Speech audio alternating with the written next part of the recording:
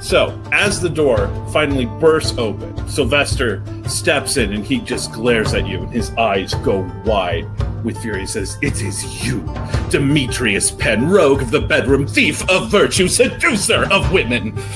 Hello. Your eyes do not deceive you. Demetrius Penn is here and enjoy your night. I know she did. And then I run off. As you move along, you come to a passage that opens into a large, well-lit chamber. A chimney of sorts above you funnels warm air up and out of this room, keeping it relatively chilled, and inside you see a number of cadavers in various stages of embalming. Jackpot! And starts pulling out her tools. She takes the skin from between the fingers. She plucks the pinky nail off. She sits there and goes, I'm very, very sorry about this. But we all have our own individual practices, and she's talking to the cadavers as she's working. Mm-hmm. I couldn't help but overhear that you were talking about some people who shouldn't be here. We're worried about some duelists. Is there something that people should be aware of? He then looks around and notices that everyone else is down. And looks at the two of you. Fucking Inish. You wish you were fucked by the Inish. May I announce Miss Verity Laurys, Victoire-Couteau, daughter of the Honourable Curious Victoire-Couteau of Montaigne, granddaughter of the hero of the Aberdeen Fields, and duelist of the School of Ambrosia. Well, I would definitely bask in the extra couple of Mississippis of everyone turning their attention to me. And by the time he's finally been well, fine, she'll just have drop the jacket and be clearly fully dressed for a duel, just in a nice leather bodice set, and she's got her sword at, and she's just all right. And again, the boots are the whole outfit. He pulls it out. It says, I am lettered, ma'am. And it says Demetrius Penn and Company. We are not calling ourselves that. And you see that it is an invitation to the house of Lady Rylan. Not actually a manor like this, but a famous and somewhat exclusive brothel. You see there is a gang of toughs in the town. They call themselves the Men of Culture, which is just absolutely not whatever they think it means. And they've been demanding protection money, and apparently they think that we'd make an easy target.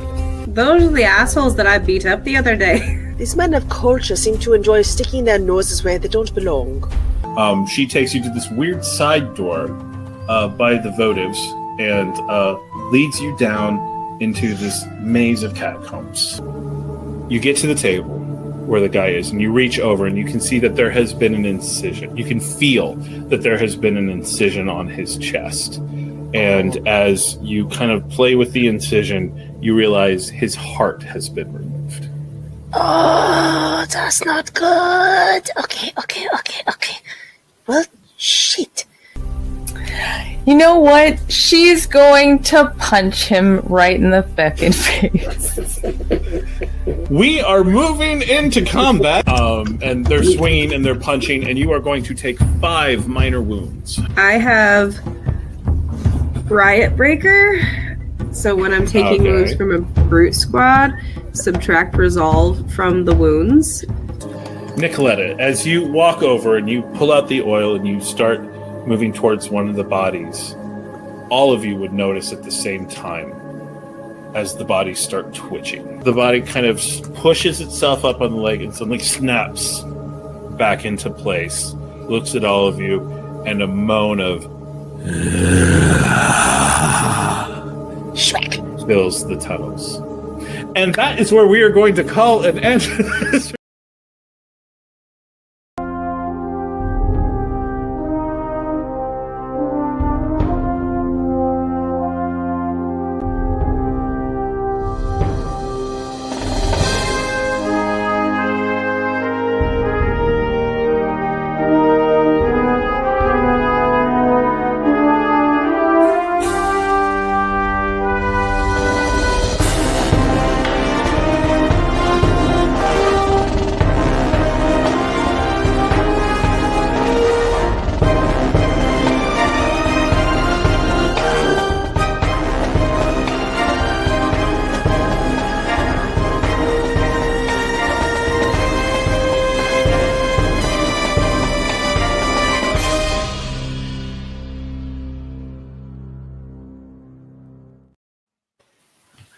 Hello, everyone, and welcome back to the Black Rose Society, a game of swashbuckling action, suspenseful intrigue, and corsets, just everywhere, corsets, all set in the world of 7th Sea. I'm Dan McCurdy, and I am your storyteller this evening, and I will allow my players to introduce themselves, starting with Bell.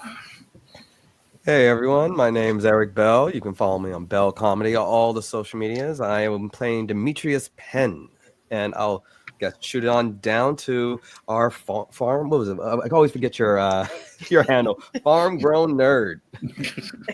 What's up, everybody? I am Farm Grown Nerd. You can find me on most socials except for Twitter, where I'm Rangel17. That's a long story that I'm not going to explain right now. And tonight I'm playing Nikaletta Richter.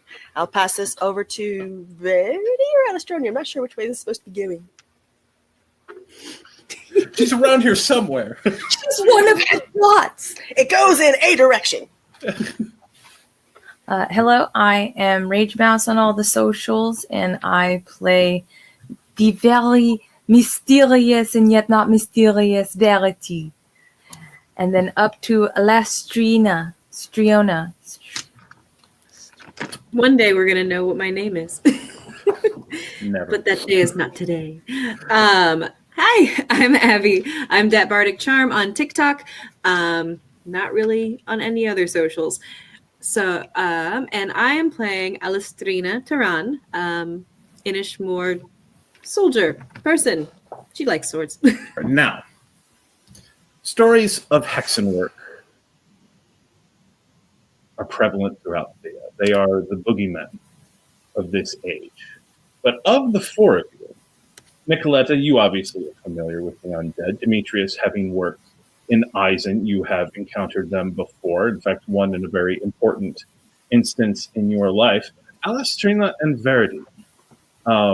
Remembering that our playtesting sessions are not necessarily canon, what do you think? Have you all encountered the undead before, or is this the first time?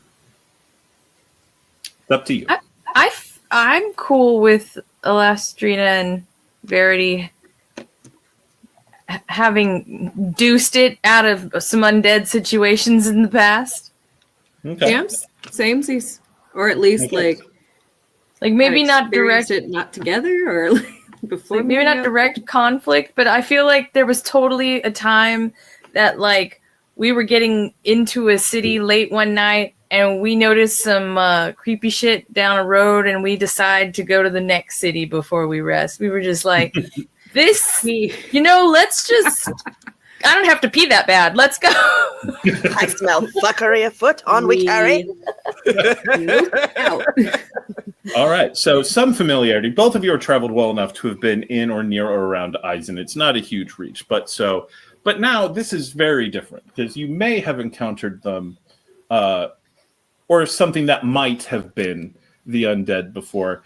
At the time, you were not in an enclosed room in an underground catacombs, several stories underground. So let's go around. Each of you, what is your reaction as you see these bodies start to rise? Let's start with Nikaletta. I just finished this shit. She's just looking around completely bewildered. Like, fucking shit. Damn it, son of a So bitch. everyone sees Nikaletta respond to the dead rising as an irritation. Demetrius, what are you doing? I have to ask a few follow-up questions. I don't recall getting to these level of details when we were developing backstory, but is there a particular thing that Demetrius would know as far as how to engage with them? Is there, because I'm not too familiar with the lore of undead. You know that firearms are all but useless against them. Okay. And just are not going to get you anywhere. They can be brought down just by hacking them down. They do not seem to feel pain, except when they're being hurt by weapons that have been altered through other forms of hexenwork. Okay. Basically, it's immobilized the body. Okay.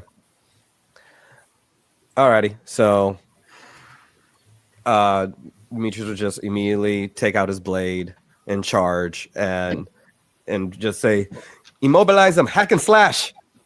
And just charge in, trying to deal with them very fast, very quick before they can, really, react. Alastriona?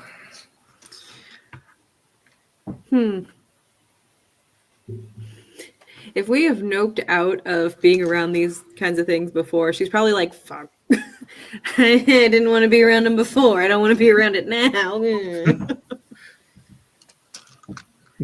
So not feeling it. Weapons out, but kind of like, icky. runner fight, runner fight, runner fight, runner fight. She's gonna fight, but she's not thrilled about it. She's like, fuck. Mm-hmm. And Verity. Okay, I remember some stuff. I didn't remember, but then I remember again.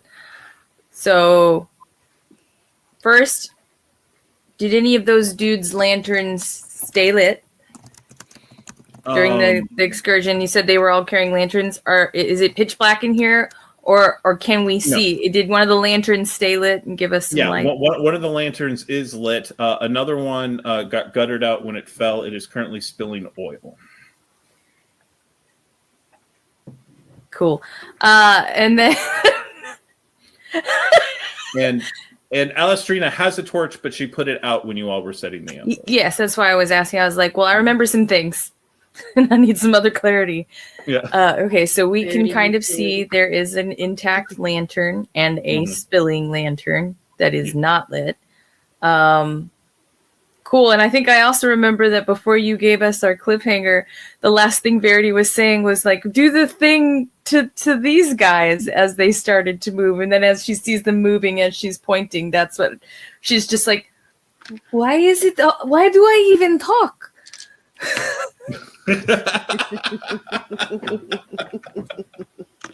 But she would, as they're rising and she sees him like hack and slash, she would snatch up the intact lantern. Mm-hmm.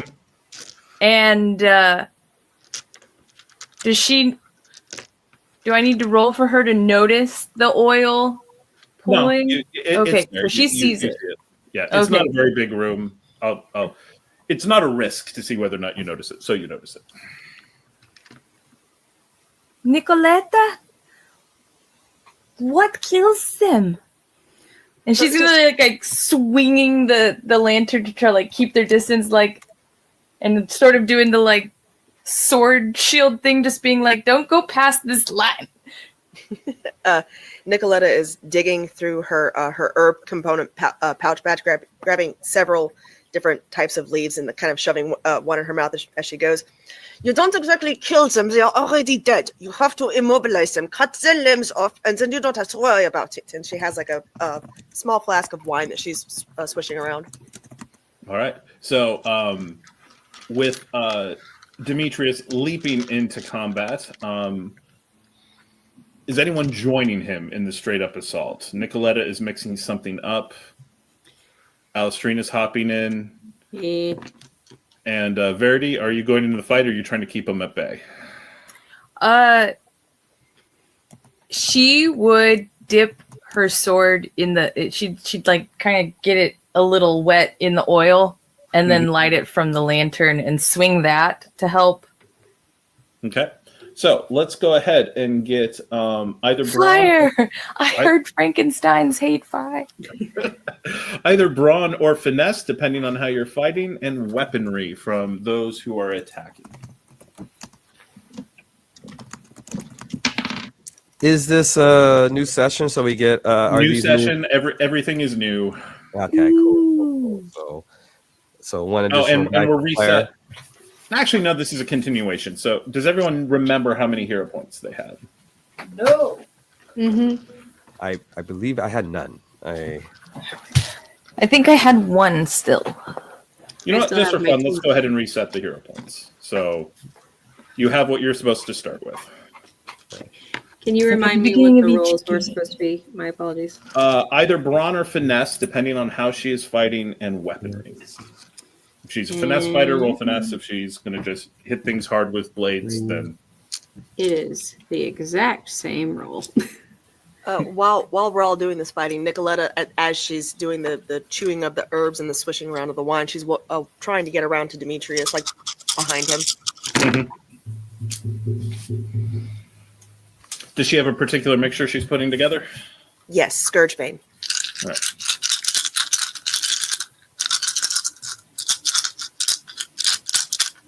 And remember, when you're doing the rolls with these, you are building groups of dice that can equal 10 or more. So you're not adding up all of your dice and then dividing by 10. You're creating groups of dice that equal to 10 or more. 5. 5, all right. 4. All right. The team moves in very quickly and proceeds to butcher these 4 undead. And arms are coming off. Limbs are coming off. And there's still the moment. Like, there's a couple of the hands that try to, like, almost thing their way across the room towards you before going inert as the blood and their ability to propel that kind of moment drops down. And for the moment, everything seems handled, but there is this sense of wild unease. Nikaletta and Demetrius, you would both know they're all probably permanently dead, assuming that these are just your normal whites and undead, but you did not see what resurrected them. And it's a little odd that they resurrected immediately upon being killed. So who knows? Mm-hmm. She's spitting the chewed up herbs into the wine flask and just shaking it. That was very odd. Good job, everyone. You know, I have the most disgusting experiences since I began traveling with you. I assure you it can get worse. Please do not attempt to get there. No promises. Well, I guess we continue on then. You have a map of the catacombs.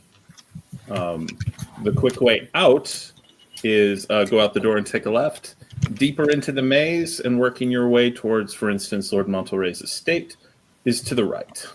And, if you're reading the map correctly, down.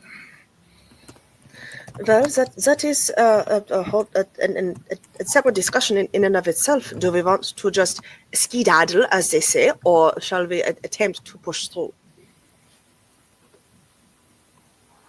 I mean, that's what we came here for, correct? That is what we came here for. To aid Richie. So, we go. Verity, what was that? I forgot. Where are we trying to go? Were we just trying to find these guys? Lord Monterey. We technically found where all of his stuff is going. What we're debating now is whether or not we actually go, but though Demetrius does have a point. Okay, that's right.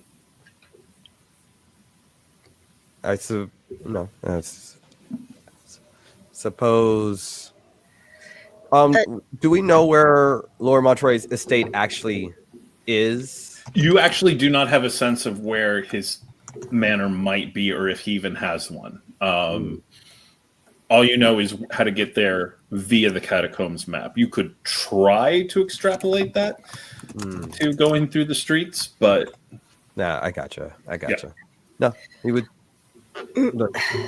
My only hesitation in going this way, Demetrius, is this is what is commonly known as hexenwerk.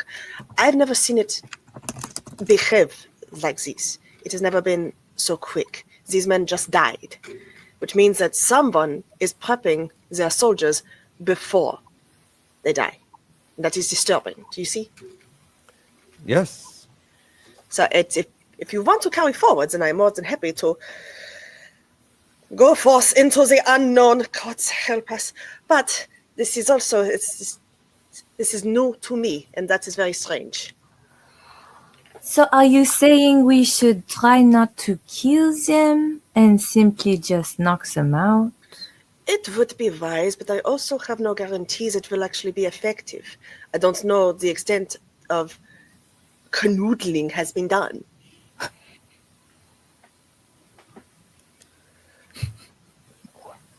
Quite dangerous. I'm willing to go. What about you? And he just kind of gestures to the group. Shaking a flask. I shall go where you go.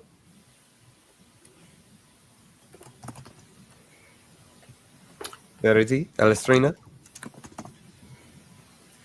Either way. All right. Very totally pick all the pockets of the dead guy, the twice dead guys.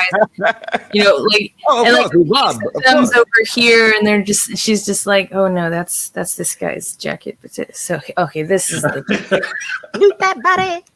Doing a quick pat down. None of these guys were particularly loaded. You do find some coins here or there, not enough to go up in a rank of wealth, but you know, some pocket change. The occasional like good luck charm or something like that. One of them even has a letter from their mistress. Any locks of hair? I don't know. Our storyteller's thinking No I lots got of hair, but yeah. Damn, I was gonna insult someone's ends. Fine, that's fine. What weaponry did they have on them? Says the guy with like, the fanciest fucking weapon in the whole group. I know. So technically they're cutlasses. They're actually closer to machetes. Very cheap, mass-produced weaponry. Yeah, these guys are not... These are clearly... none of them give the sense of, oh, this guy was obviously in charge. They were a bunch of guards, and maybe one of them was giving orders, but like the one that had been kind of trying to interrogate Verity and figure out the hell was going on, maybe was giving orders, but his clothing is not different. He doesn't seem to be any wealthier. He was the one carrying the note and the map. Gotcha. All right. As you all work your way out, yeah, these guys they did in fact drop common loot. As you work your way out into the tunnel and start making your way deeper into the catacombs, and immediately you are grateful for the presence of the map. There are all you realize that it is in no way, shape, or form complete. There are random branches going off. Yeah. I'm sorry. Would this count as I earn a hero point when you stick to the plan regardless of the danger? Oh, yeah, absolutely. Go ahead and take that. Don't forget to remind me of your quirks and say, hey, do I get a point for this? I will usually say yes. You're making your way around and you're following the map. It's not to scale in any way, shape, or form, but it is good enough to get common thugs like these men were where they were going. And you get to the area where you think they were probably gathering. They seem to have set it up kind of like a guard station, and it's far enough away from the morgue room that you all had been in that they would be able to be aware if it was being used without it being immediately obvious that they were nearby. So giving the impression probably that the chapel was not, the folks who run the chapel were not fully aware of what was happening down here. And this room has several kegs set up. A couple of them are tapped for drinks. One is kind of open and seemed to be holding like meats and stuff like that. You know, rations to keep them going for long guard duty underground. What's in the barrels with the taps? You go and you check out the taps, and there's like rough hewn wooden cups nearby, and you pour out what smells to be like not particularly good ale and a not particularly good wine. Would I be able to determine whether or not this was communion wine? If you want to examine the wine, you can go ahead and give me your wits and scholarship. 3, 2, 5, 10, 20. 2 raises. 2 raises. Okay, so you're kind of sniffing it, and you was Nikaletta's family, in your opinion, particularly religious? I don't think so that they would have been so much religious as they would be devout in their practices. So it would have been something that they went to on the regular, but it's like oh yes, we show up every Sunday. Oh yes, we show up every Wednesday nights. Keep the commoners happy, seeing that their lords are involved in it too. Yeah, makes sense. Yes. You're there, you're sniffing it, and it is There are slight differences between the wine that is served in an objectionist service and that scene service, and this has all of the hallmarks of an objectionist wine. And then there's something different about it, something off. What's okay? If there's like a wine skin or an extra small empty bottle or a flask somewhere, I'd like to get a small sample of it. Okay. You don't see any wine skins around. Would any of you be the sort who would keep a flask or something like that on? I will 100% be the sort who will keep a flask. And But is it empty? Yeah, you are aware that Demetrius always has a flask. It's like Verity has a flask, but it is not empty. neither is this. This is really good scotch. Do I down it? I mean, we all just fought some zombies. Do we all need a drink? It's just so I'm not taking like 4 doubles. Toss it back. I'll take a drink. But Demetrius offers scotch to everyone around. I mean, Alastriona would take a drink and feel nothing. Yeah. It's got a good burn. It's from the Highland Marches. And so I would not drink bad scotch. Passing around, and you all are Archer. Very.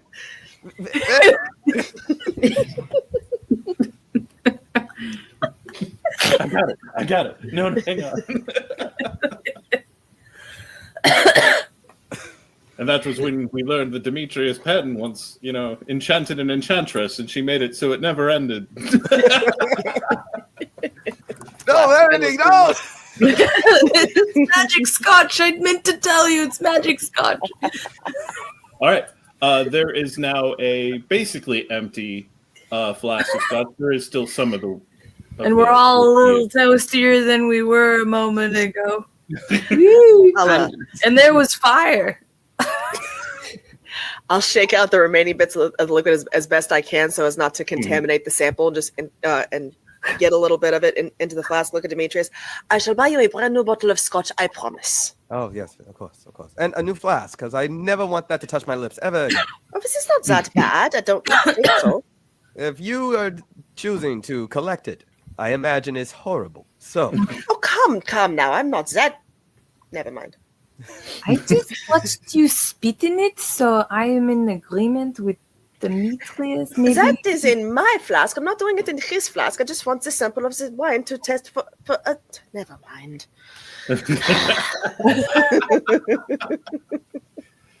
All right.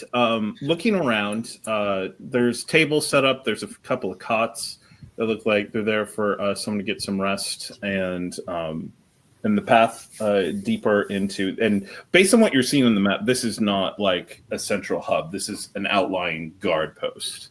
But you already took the 10 guards who were posted there and took them out in the fight last session. Anyone else wanting to do anything or any investigation here before moving on? Is there any paper anywhere? Anything Glancing around. or printed? Any books? Any imagery on the walls? Society papers, maybe? There is a sketch on the wall, very well done, of one of the women that you saw at the House of Lady Ryland. A very nice sketch done of her unclothed. There's boobs. Is it signed by the artist, or is the girl's name there anywhere? The girl's name was apparently Misty, and It's always Misty. and no artist name that you can see. But for places like that, it's not unheard of to have a house artist who Verity would doing fine paintings. We'll appreciate it. Your favorite girl. She'd do the lean in and squint, and then snatch it off the wall and fold it up and tuck it down. All right. Verity is bringing Misty with her. All right. She looked cold. Actually, as you tear it off the wall, There's a hole behind it. Oh my god. now on the back of it, you do see a note.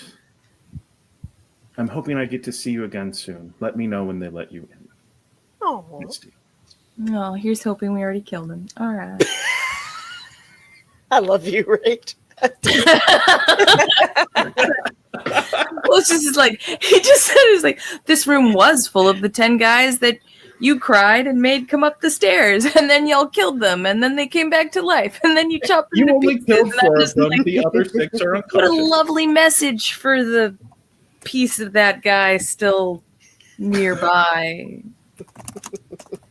Her odds are 6 out of 10. That You know, we could go and get a piece of him and you know take it back to her.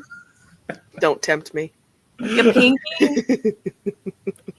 Maybe his ring finger is like, hey, this is probably all you wanted anyways. all right. Anything else before we go deeper? Oh, Demetrius. If there's anything in regards to Bianca, any paperwork and like anything, Nothing like that. You get the. This is very much just a guard station, so no. Probably the only organizational papers they had are what the guy had on him. Okay, cool. All right. So as we've been going lower into these catacombs, and as we're about to be like moving through, is it obvious the like state of the air? As you get lower, and you haven't gone very far yet, but the air is getting more stale the deeper you go. When it comes in here, because this room has a couple torches set up in it, and the smoke so they of the flicker to tell you where the air is. Is there what? Is like when it's obvious that there's a passage that's clearly where there's another access and better air. A draft. She's talking about a draft. Yeah, like is it kind of possible as we're moving through? Would we be able to tell when the air is better or worse, indicating that there is probably an exit close by? Interesting thought. Not that you've noticed yet, but smelling like if you were to suddenly get a whiff of fresh air, that would probably be a good indicator that there was. Because we're traveling with the lantern, so I was like, when there's like a draft or anything, the flame would tell us. Mm-hmm. Okay, so I'm just trying to sounds like this is going to be bad soon. So I was like, how do we get out of here really fast? I'm trying to be the canary. Be the canary. Okay, I got you. Yeah, the air so far it's been pretty linear, and based on what you were smelling and sensing, you would guess that the way back is still the closest way to a quick exit. It's actually probably 15 to 20 minutes of walking along this way, and you're not really hearing anything. Not a lot of voices.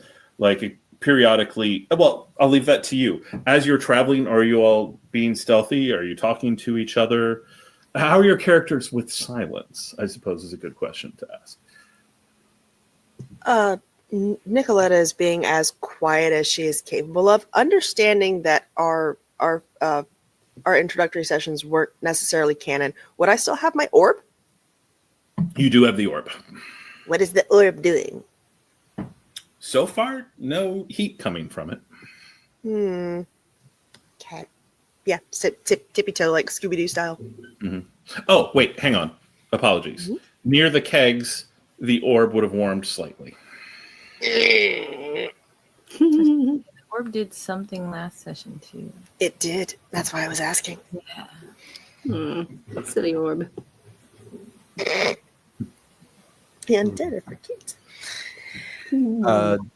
Demetrius would probably be a lot way more serious than he generally is because of the situation. So he's razor focused, being as quiet but deliberate in his approach. Just the general seriousness of his demeanor will be divorced of his general suave. Considering that it was the undead that you believe killed Sarah, how is being around them again affecting him?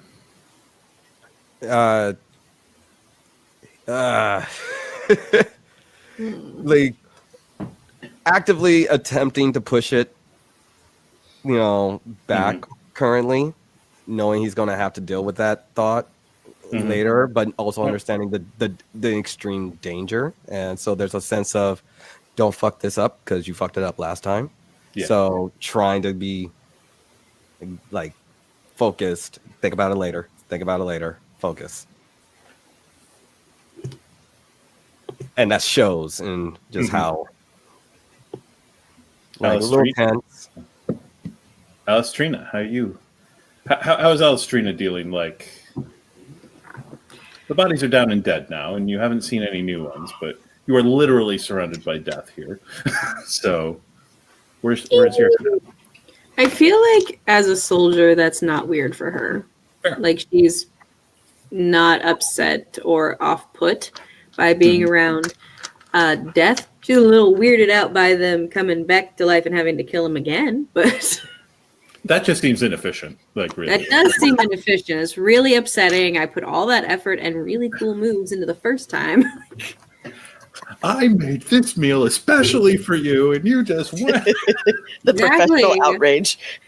Yes, professional outrage is where else is that. So she's like fine with the silence. She's fine being around the dead. She's just more like, all right, now it's time to figure out who is causing this and deal with that. Right. And Verity, how are you with the silence? Particularly remembering you just had a major chunk of whiskey.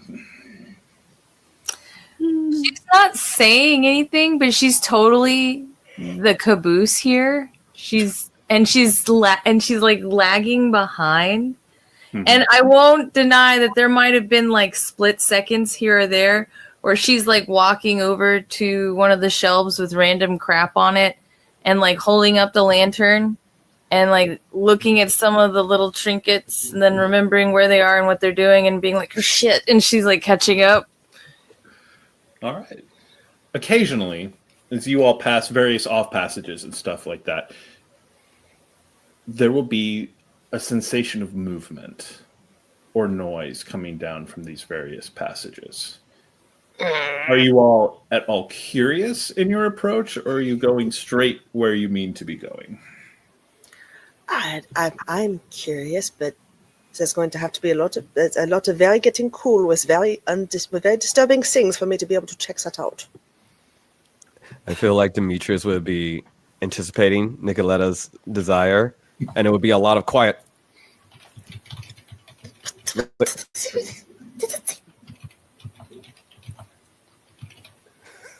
Fine. It's fine. We're not going to investigate the creepy noise in the corner. We're not doing that here. I heard something in the attic. I'm just going to check it out. I'll be right back. I am that white girl, absolutely. Not this scary movie. Not today. Not today. It ain't happening, y'all. Don't go in there. There's a ghost in there. The murderer's gonna get you. Oh, I don't want to ruin this. I swear to God, if the comments section starts worrying for Demetrius right now, it's going to be a little offended, but I get it. Alastriona, as you're walking along, you happen to glance at one of the side passages, and you see a familiar crest. It's the crest of the O'Bannon, marking this particular passageway. It's not where you're going. It is now. We're underneath Avalon in Carleon, no less. You are in the capital city.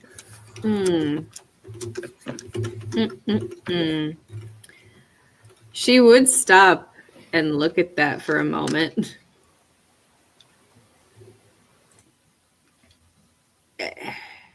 Does anyone else recognize this? Do I? You recognize it as belonging to the Glamour Isles. You've never been particularly politically minded, though. Fair. So, you've seen it in your studies, but it was not one you had committed to memory. Verity would Because come up. it is not the sigil of Inishmore. It is, and it's the sigil of a man who does not have a family, and so it doesn't come up very often.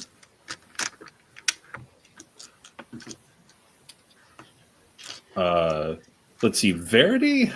Yeah, Verity would get up close with the lantern and look at it. You studied at the House of Ambrosia. This was the sort of thing you were expected to know on top of your involvement. Not to mention, the O'Bannon was personally involved in driving Montaigne out of the Glamour Isles in his alliance with Elaine. So this is almost like a crest to conjure by, because he was a deadly opponent.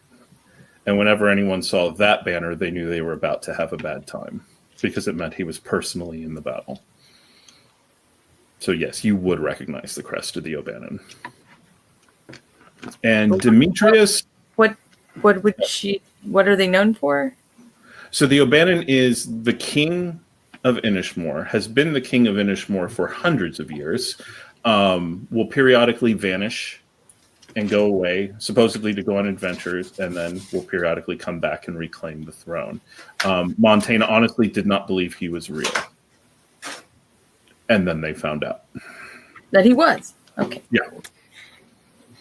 And Demetrius, kind of up to you. I don't know how politically minded Demetrius ever was, and it's not one of the big ones. So, How much would he have talked about it with Sarah?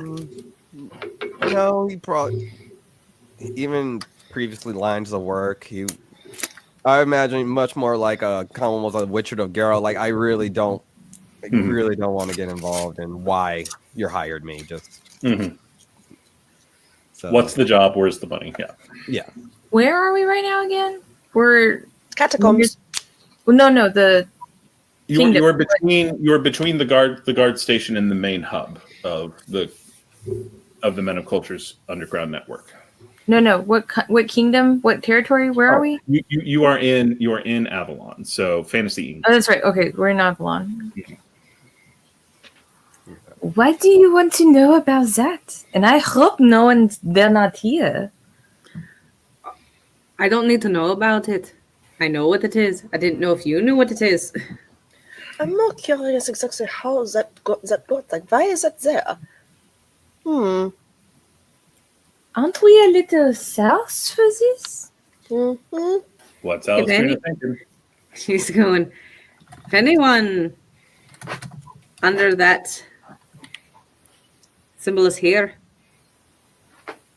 some very, very bad. That's going to be a very difficult. More difficult than hold a possible undead. Yeah, actually. I don't think it'll be that much trouble, really. It's hardly a name worth knowing, if I recall correctly. I'm not saying she actually recalls correctly. This is like her personal pride more than anything, so don't mind me.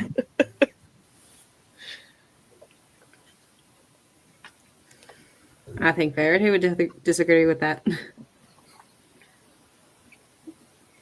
I am just hoping that perhaps they are not involved in exactly what we are doing, and that whatever reason that is there has nothing to do with why we are here. And if it turns out that it has something to do with why we are here, Demetrius is going to get a new girlfriend, and we will go somewhere else.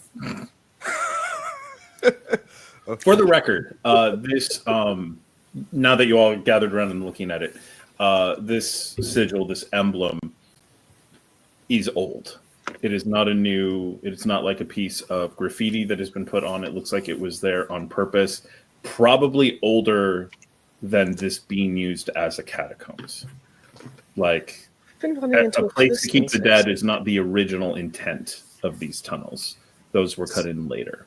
Wait, so this looks like this was built for that, like the crest might like he built it, like this particular spot we're standing in? It's hard to tell. It's hard to tell what it is doing there particularly. It's clearly some kind of indicator. So It's in a wall, not a door or a shelf. It does seem to be like a claiming, like it belongs to him. But this whole thing is giving the impression basically that the church was put on top of it as a way to hide this, pretty much. So that's what I'm getting from this. Mm-hmm. Or it was just a structure that existed and they put it to a use. Fair. Okay. Could be either easily. How old are these catacombs? How old is this city? Do the catacombs remind me at all of the ones back home? Like just the sheer age of them? Hauntingly, yes. Nostalgia. There are some of the art stylings are different, but they're also newer than the catacombs themselves. It's like it was a similar structure that had different decorators over the centuries, but the original, and it's not like the map is the same as what's under the Castle von Richter, but this is familiar. This is very. This wall that has the emblem on it. Mm-hmm. Is it obvious, like when it changes to maybe something that's been rebuilt or is newer? Like if I follow down that wall to like the next break, can I tell by looking left and right if like some spots look like they were later or have been rebuilt? Does it look all the same? The tunnels, including the tunnel, like this is marking a tunnel that leads off of the wall, off of the track that you all have been on. They all have the feeling of being of a similar age. It seems like the tunnels themselves were dug roughly around the same time, all part of the same plan. The mark itself, probably also similar. The second kind of layer of culture on top of it is the catacomby stuff. Any religious symbols that you see, and again, the cut shelves for the bodies seem to be a second layer that were added possibly even hundreds of years later.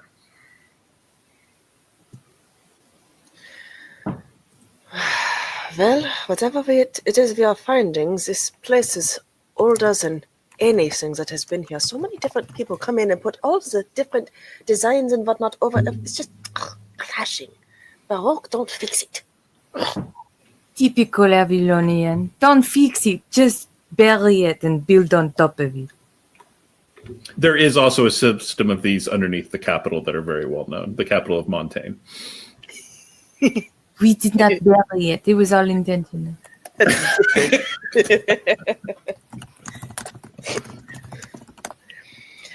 So are we staying on the main path, or are we going to take a diversion to see where this one leads? I mean, Verity is totally like sort of wandering down the Bannon. She's just very curious, like, oh, how far until the next dinner? Let's see. Is there any other symbols? Does anything look important? Verity. She can't see them more than a silhouette, and she's like, what? This is why I travel with her. She's just following along. Honestly, she doesn't want to go near the O'Bannon symbol. She's also with Verity is like, hopefully they're not part of this. This is a whole other thing I don't have to be part of. Well, just because of how old it is, and that establishes for Verity, she's like, whatever this is, I don't think he's here right now. I just think that whatever's down there belongs to him, and that's fine. I want to know what it is. We can come back. What if we do not come back? What if we are dead and she can't spit in a jar and bring us back to life? I can't technically do that yet. But for the record, is this news to everyone that like how is everyone with the yet on that sentence? That quiet just Baroness on dead people. We get it. It's funny. All right. Nikaletta's having a good giggle at that one.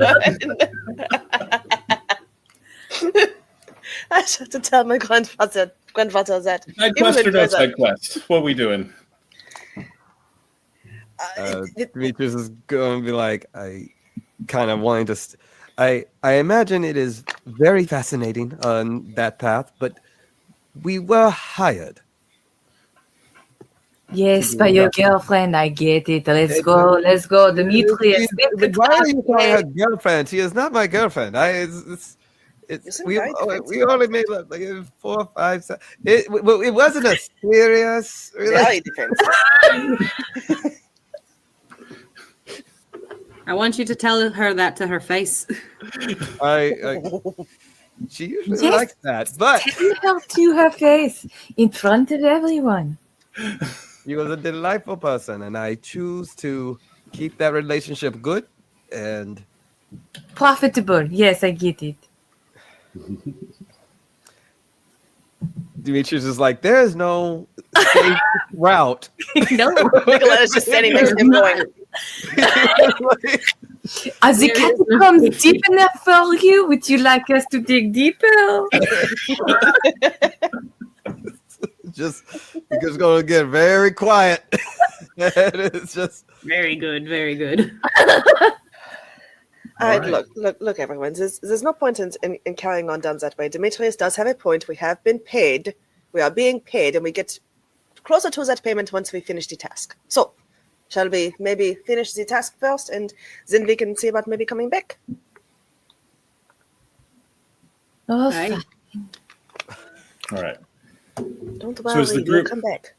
Continues to get lower. You start notice the tunnels actually start seeming less and less rough hewn.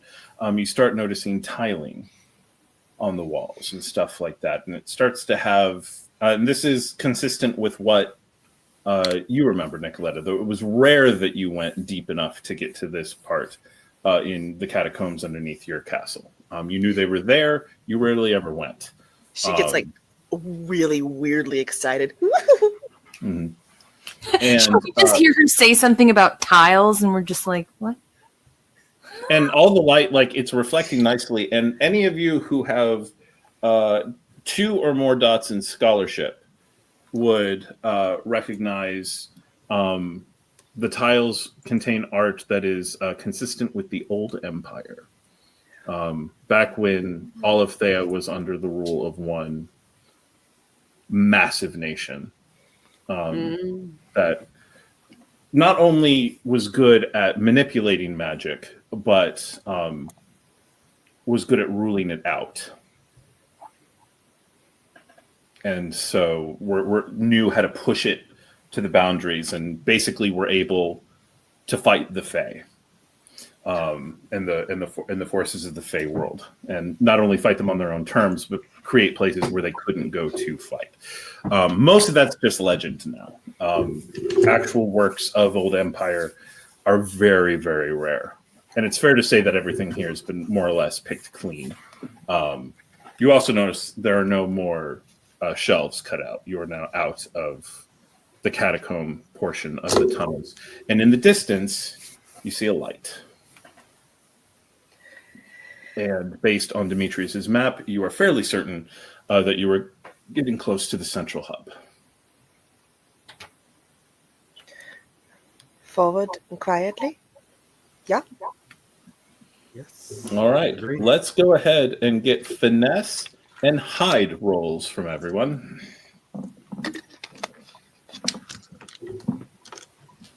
Whoever gets the fewest raises is the roll for the party. Oh dear. Oh, that's mean. Don't want to roll now. Nice. Our first time rolling this. Remember, everybody, you get an extra Yeah. deck. It's your first time asking for hide, so you get your. And if anyone needs dice, now's the time to ask. Oh. Anybody need to?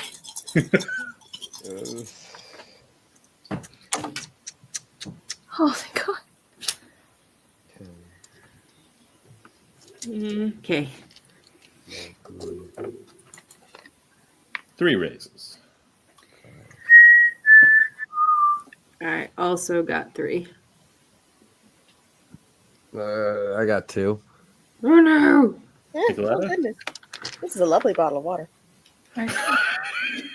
Is it? Is it? One raise. Oh, What'd you do? Keep Spit it in the wrong person's mouth? I'm too excited. I'm constantly walking around sketching everything I see on all the Keep damn saying tiles. tiles louder and louder. Tiles. All right. So you were not making a huge amount of noise. You did get the one raise you needed to succeed in the task. However, that's your general approach. Occasionally, being quiet means dodging to a shadow when you feel like you see some motion and stuff like that. Pushing yourself up against the side. Maybe stepping into a side tunnel. And in one such side tunnel,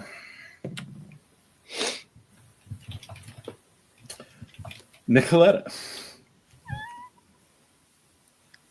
Part of the reason why you rarely came down to the catacombs wasn't fear of the undead. They generally weren't down there. You all had made sure to kind of keep them out, keep them clean. You know, you didn't need an invasion coming up from underneath you.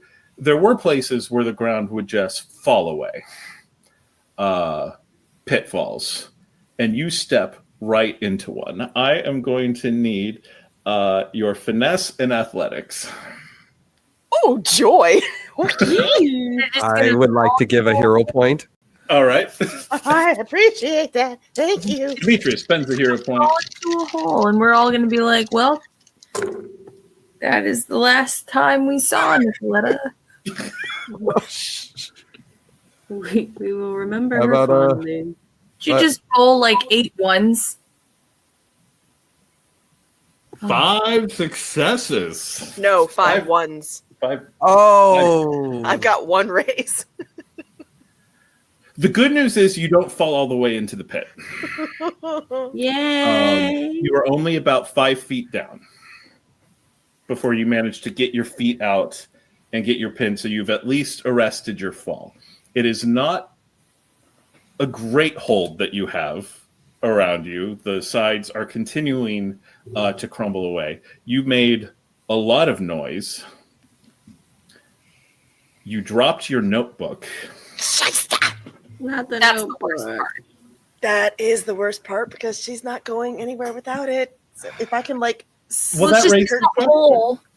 Would she willingly fail the task in order to hold on to the notebook? I fucking hate that I know my character so well. Yes. I know her too. That's why I said, yeah. Uh-huh. She's Yeah. gonna As soon as the journal drops, it's farther to the notebook, and we're gonna be like looking down it with our light, going, "Bye." Goodbye, Alice. Goodbye. Told you we should have gone to see the old Bannon exhibit. That's what happened. Yeah. All right. Dang it. Yeah, Nikaletta falls down a pit. You are going to take... No. Yeah, you did not negate any of the wounds. Oh, and you boy. did not manage to stay up. So you are going to take 4 minor wounds in your fall. Nico fell down No, the because you hole. failed. You were going to take 6 minor wounds in the fall. Nico dead down the hole. You could go down the hole. So Damn you fall, savage. and in the course of banging, you hit. Ouch. You have your first dramatic wound. Oh no. And that's why she's so loud. All right. Luckily, all the noise is coming from below us. It's fine. Her yells, her shouts, her scrabbling at the sides, the noise has gone well down. They know where Hear she you. Hi. So there's noise, and you all are there, and you think some folks might be heading your way. No one has seen the party yet because of successful stealth rolls, but they know something is there, and they're headed in this direction. And Nikaletta just disappeared down a hole. Let's start with her protector, who and also you gave her the hero point. You reached out, and you had a hold of her, and she let go of you. for a notebook. Hold on to the book.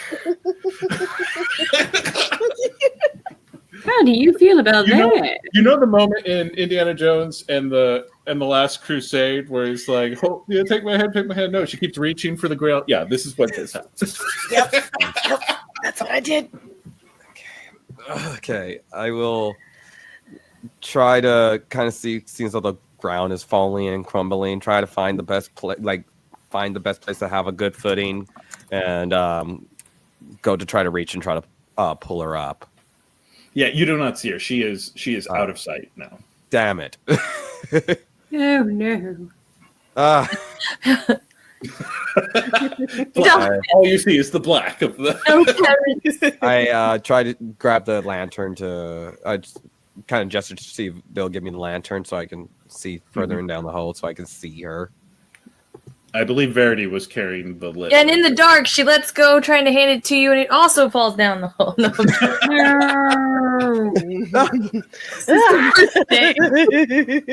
No, it's happening. The lantern shines down about 10, 15 feet before you see dark. You do not see the bottom. Wait, who like, is it just Nikaletta who fell down? Yeah, just Nikaletta has fallen down. The rest of them is still up. Can't see her. Fuck. I have to shout out. You down for her? Yeah, I have to shout. Well, I shout down to see if she You shout. Yeah, priority. Lets it all out. These are the things Verity could do without. Come on. All right. So, Alastriona, what are you doing real quick before? Regretting her companions. That's Only like this much, but because I don't know if she was anywhere near to have even attempted to try and help from Nikaletta falling, but it sounds like it's just too late for all of that. I would guess you probably went. Yeah, it's too late to save her. But now that she's down, what's Alastriona doing? Alastriona is going to. She's gonna look at the situation and be like, God damn it. And she's gonna go try and find how far down is the hole? At least 15 feet. 15 feet. Okay. I would like to look around and use my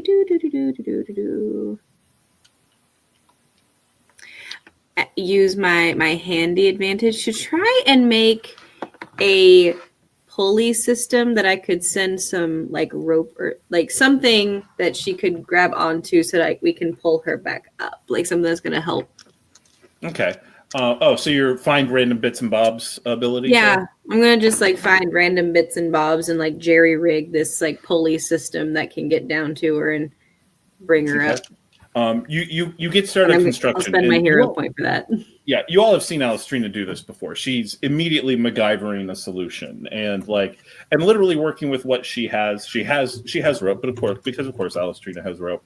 But there's like places where she's literally like grabbing bones or just like whatever she can find to create this mechanism. It looks shoddy AF, but also functional. You aren't going to imagine it works for long, but it's getting to the point where you will be able to send a rope down to her. Okay. And Verity, you hear Alastriona, and you hear the motion, and you know folks are coming this way. And you see the rope getting lowered down the tunnel. What's Verity doing? And then before all this happened, you said that we could see a light up ahead on the direction we were heading. How far off is that doorway? It's hard to judge in these tunnels, but you're guessing 40 yards. When she hands off the lantern to Demetrius, she would try and test a few steps towards that door to see if the ground is crumbling in that direction.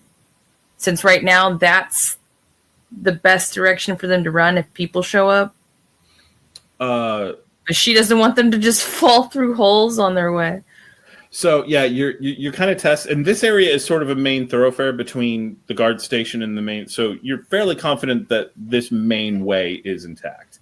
You're talking about a side route? No, the direction towards the light. Towards the light seems like it would be intact. There's not as much dust. It's clear the men of culture send men up and down this path a lot. So And if they there's were a coming pinpoint, from the they have direction somehow of the made- light, we could see them. They're silhouetted, so it's presumable what we're hearing coming towards us is from behind. You are now seeing silhouettes. Okay, so Both it's are coming coming from in. ahead. Yeah. So she would. I'm glad I handed off the lantern. Yeah, she would double back and be like, "Get in the hole! Get in the hole! Everybody, get in the hole! Beat! I mean, but if we get in the hole and they come see us, then we can't. Really quite filthy down here. We couldn't see her. Why would they see us?" I mean, Fair. that's a fair. They're coming. It's not that far. Is it? I mean, is the rope at? Is it taut? Do we feel like we can climb You back out? have never been given reason to, like, you have seen Alastriona cobble things together before. They always look sketchy as F, but they always work. All right. She has blown holes in mountains. Let's go. I am a dwarf. All righty. All right, so who's jumping in first? All right, so Verity shoves. Jesus. Who do you shove? It's dark. She doesn't know. Whoever would have been closest to her running back from the main path. Whoever's closest to closest to you. I'm gonna go ahead and say you're shoving Demetrius into the hole. Okay. It's good. We'll see the light as it's going down. It'll give us. Well, you have to get rope shoved the from hole. behind. Do you fight the shove or do you go with it? I mean, yeah, I would just go with it at this point because I might as well. I've been pushed out of windows. Come on. Yeah, He had the warning of they're coming. Veet, in the hole, in the hole. Brawn and athletics. Yeah, sure. Don't you break that lamp. Oh, actually, can I? Let me. I mean, Demetrius Penn. You know, I have to kind of see if I can twirl, like do a little swivel with the lantern. He's umbrella. Yes, too. I have to make. I was like, oh shit, man, that's right. I don't. Are you begging me to let you use finesse here? Yeah, that's exactly what I'm doing. That's Have you ever exactly. climbed a rope? Did you find it very finessy as you were No, doing? I don't. It's actually incredibly. Hold up. As a annoying matter of fact, and I can make an argument for that. As a matter of fact, thank you very much. Because if you swerve it around your foot and slide down that way, you can go relatively quickly. Fair enough. Finesse He can Mary athletics. Poppins his ass down. All right. Woo! Thank you. So finesse and athletics. Yeah. All right. Cool. And bonus for flair. I'm always willing to lose an arc. I had to have experienced all those rope burns for a damn reason. I'm glad it's used here. That is 10, 9, 10, 23, 28. 2. I'm going to go ahead and say it's 1 to succeed with the potential for 3 minor wounds on the way down. So with 2, you succeed. You mitigate 1 of the wounds. You take 2 minor wounds just from being buffeted on the side, rope burns, and the like. Alastriona. Or what? Well, I'm guessing if Verity's pushing Demetrius, does Verity then follow him? Or does she also add Alastriona to the pushing? I don't know. I feel like Verity and Alastriona would have the relationship where Verity's like, she's gonna follow or she'll handle herself. So after Demetrius is far enough past that she's not gonna like literally be stepping on his head, she'd immediately follow after him down the rope and be like, "Come on, Alastriona." Are you also going to fancy spin as you go down? No, she would just do like the propel down thing, hop, Okay. getting out. Brawn and athletics then. Yeah, Alastriona would wait for Verity to go to make sure that she got down. Like, she's supposed to be a bodyguard, right? So wait for her and then would grab onto the rope. And she's actually gonna she'd go down the rope, but like she's She's holding on to it mostly like with her thighs and just kind of like sliding down very like casually, like fireman style. Yeah, very woman's woman. She's a woman's woman. This is very candidate. I'm leaning into this. Ron Athletics. Use the thighs of thunder. Mm-hmm. Thick. 4 successes. Mm-hmm. All right. I got 2 10s. Okay. No wounds. You go down basically perfectly. And that is how it is done. I got 3. 3. You do take 1 minor wound, but you were able to make your way and get down. And you were saying you weren't going all the way down. You were kind of keeping close enough to the surface to be aware if you're made. I was just waiting for Verity to jump in. Oh, okay. And then I was gonna slide down fireman style, like very casually, like holding on just by thigh. I have a question because I sustained minor wounds in our last session, and that one got me to my first major. Okay. So if you are at your first sure that I have that wound, right, or the first dramatic wound. Yes. if you're at your first dramatic wound, remember the first dramatic wound means you add 1 die to every die pool. Neat. Because this is swashbuckling. The first wound means you just started taking everything seriously. All right. Woo! While you all are traversing down the rope, Nikaletta. Ow.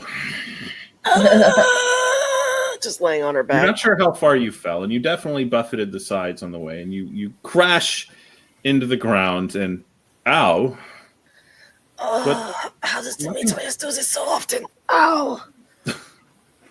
No breaking or anything like that. You can hear the voices of your companions up above you. But it's hard to tell how far. And you are aware that at some point the tunnel fell away and you were in a large chamber. And there is no light. Oh. Yes, she's got like a small book of matches. So don't get me wrong. Any light she manages is going to shine for maybe 3 or 4 feet. But she's... Mm-hmm. Okay. You strike the first match, and you honestly don't see much. You're not near enough to the wall for any of the light of the match you're striking to illuminate the wall or anything like that. But the tiling that you were noticing up in the tunnel down here is wildly elaborate. I'm getting as close to the wall as I can then and taking a look. It's after snatching up the damn and here it's tiling on the floor is what you're seeing. Okay. And in these big, broad geometric structures. Ooh. And there is no heat, but the orb is vibrating. Ooh. Pull out the orb and kind of like just follow the like holding it out in front of me and just following the vibration. Where does it go? As you pull it out, you noticed a dim purple glow coming from inside of it. Curiouser and curiouser. Walking around, seeing if either the vibration or the light gets brighter. It's about as good as the light is worth about the same as your matches, and so you're able, but it doesn't go out and is not producing heat. And so as you're kind of holding it around and looking, and again, you have yet to find a wall, but as you are moving around, the geometric shapes on the floor, it's hard to tell because it's hard to see much of them. But as you're kind of moving and holding, you just have a sense of familiarity. Give me a wits and scholarship. So 1, 2, 3. If you give me 5 once again, you're all going in the trash. 2 raises. 2 raises.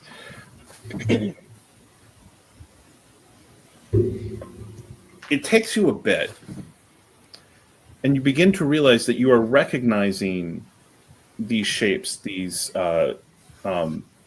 designs from the various chapels. There are similar designs in the Objectionist Chapel, similar designs in Vaticine chapels that you've seen.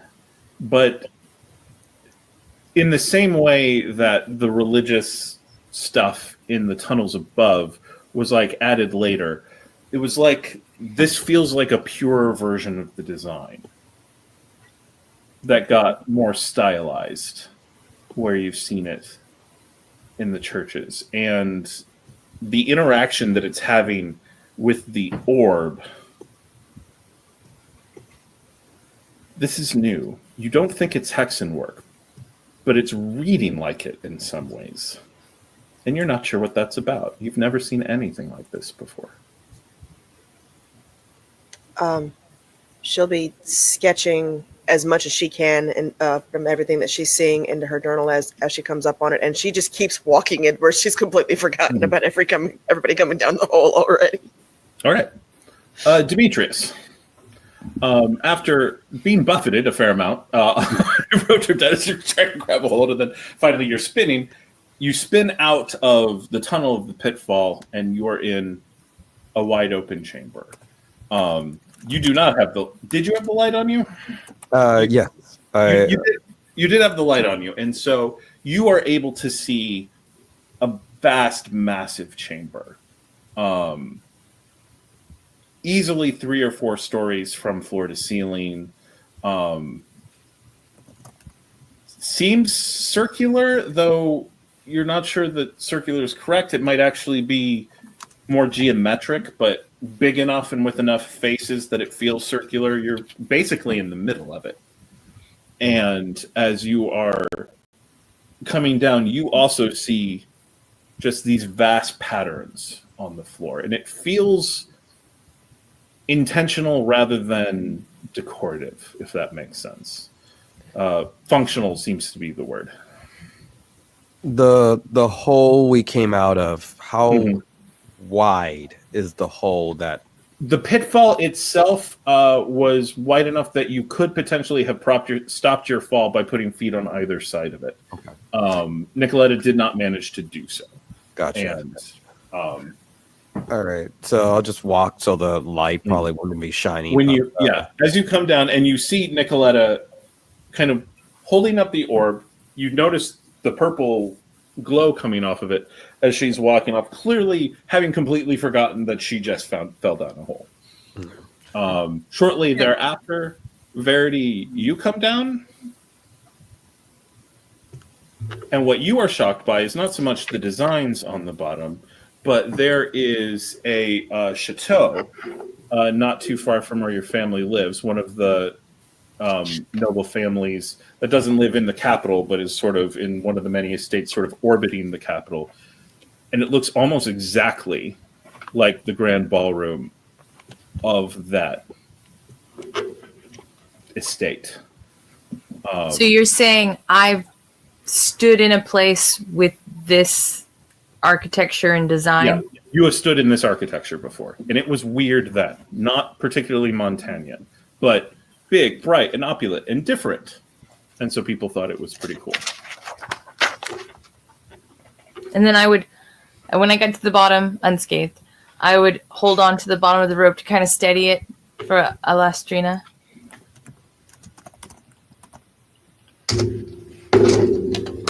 And Alastriona, you took the one wound, so there's a bit there's a bit of thigh rubbage on your thigh descent, but you managed to get to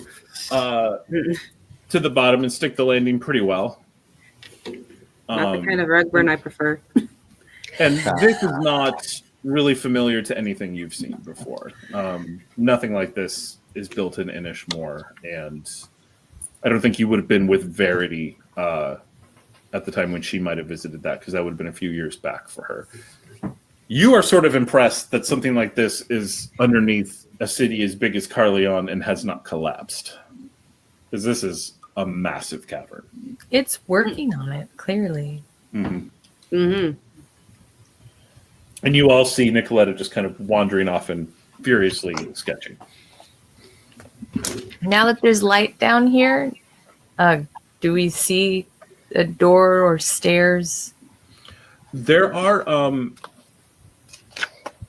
because the lantern gives a view of one of the kind of nearby walls, and you're aware roughly of where the others are, just kind of based on the sort of uniform shape. It's not enough to fully illuminate the whole chamber, but with what you can see, you do see the closest wall to you doesn't have, but you're pretty sure you did see hints of like archways and stuff like that heading off in the 4 cardinal directions. And this room is empty. Besides the architecture, there's not like furniture, pews, an altar, stage, anything to kind of tell us what it was used for? No. Again, you also had the sense, you're Montanian, you understand decoration. The floor feels functional. Like, it didn't matter that it was pretty. It mattered if it would last. Like, something was meant to be done on it. It's scuffed in odd ways. So it's a sturdy floor that is decorative, but also obviously got lots of traffic. And intentional traffic. Like, you can see how the traffic seems to follow some of the patterns. But despite the decorativeness, I can't really tell if this was for entertainment there does not or seem to be for furniture worship. of any kind. It is a big open room with what you have seen currently illuminated anyway. It is a big open room with a very elaborate... Oh, and because Demetrius was on the ground with the land, like, the design is like a fractal, and it fills this huge space, basically wall to wall, from what you can see so far. Okay, well then, if we can see a wall, she'd head towards the closest wall. Yep. You get over to the wall, and as you... well, first off, does anyone try to corral the wandering Eisner? No, I feel like we're in a weird spot. Anybody? I get it. Yeah. Live your best weird life. All right. Heading over towards the side wall, you get there. And as you get close, you also notice odd twinkling coming from the walls, seeming... It's like different parts of the walls have... Like jewels? Yeah, like jewels. Or some sort of crystal. And it's in a weird configuration. It's not like a standard graph type thing or like at normal regular intervals. It's hard to tell because your light source is not bright enough to illuminate them all. So like as the purple light is moving, as the lantern is moving, different crystals get illuminated at different times, but they always do seem to be reflecting the light of the light sources you brought with you. Is everything intact in here? Like, are there parts where the tiles have broken loose, or where the walls are crumbling, or where the crystals or jewels have fallen away? Or is everything still intact? Like, everything is remarkably intact down here. Remarkably intact. So there's nothing loose, There is nothing... wear, but it does not look like it is breaking down. Since they brought a lantern down here now, is there any obvious pathway out? You did notice you can vaguely see arches in the 4 cardinal directions leading out of the room. 4. Oh, 4. Okay. So there are 4 ways in and out of this space? Yeah, there is. So yeah, there are 4 archways, each probably about 2 stories high, heading out in the 4 cardinal directions, and of course there's the rope that goes back up to the catacombs. Can we hear anything like from the tunnel leading back up? Did people come search down the area? Are they making noise? So far, no sign of any disturbance of the rope. It's possible they walked past the tunnel without noticing it. Verity would peek around. She would head towards the entrance that if she has... Because, wait. Didn't I have that? That's right. I can't get lost. Cool. She would head towards the doorway that is in the direction that they were going. So she would at least try and see if there's a way up and out going in the same direction that they were trying to go in the first place. Okay. I love that she can't get lost. With your direction sense, you know the northern door would lead you in the direction towards the hut. You are quite a few stories underneath, but it would head in the same You said direction. what? This room's like 4 stories high, so we're like 4 stories below where we were. Yeah, plus the 12 feet of tunnel before you broke through into the large thing. So And yeah, the 5 last stories. Trina and Nikaletta have significant wounds. Oh yeah, Nikaletta is like she's engrossed in what she's doing, but there's a very obvious limp. So she's limping and she's burned, rope burned. You got some Oh, that's right. I made that your dramatic wound, didn't I? That's wow. That was Are mean. you of me. walking Anyway. bow-legged? So it's just she's hurting and you're hurting, and okay, cool. Walking is pain. It's fine. But the path, the north. You said the the north way. Yeah, the north way would be more or less in the right direction. The catacomb tunnels were never entirely straight, but Wait, so when she shines the light around that, well, she dragged Demetrius over with the lantern and look around the corner. Do we see that it's like it's not collapsed, it's not obstructed? There's actually a way. It's a massive, and at the touch of it, you're guessing bronze.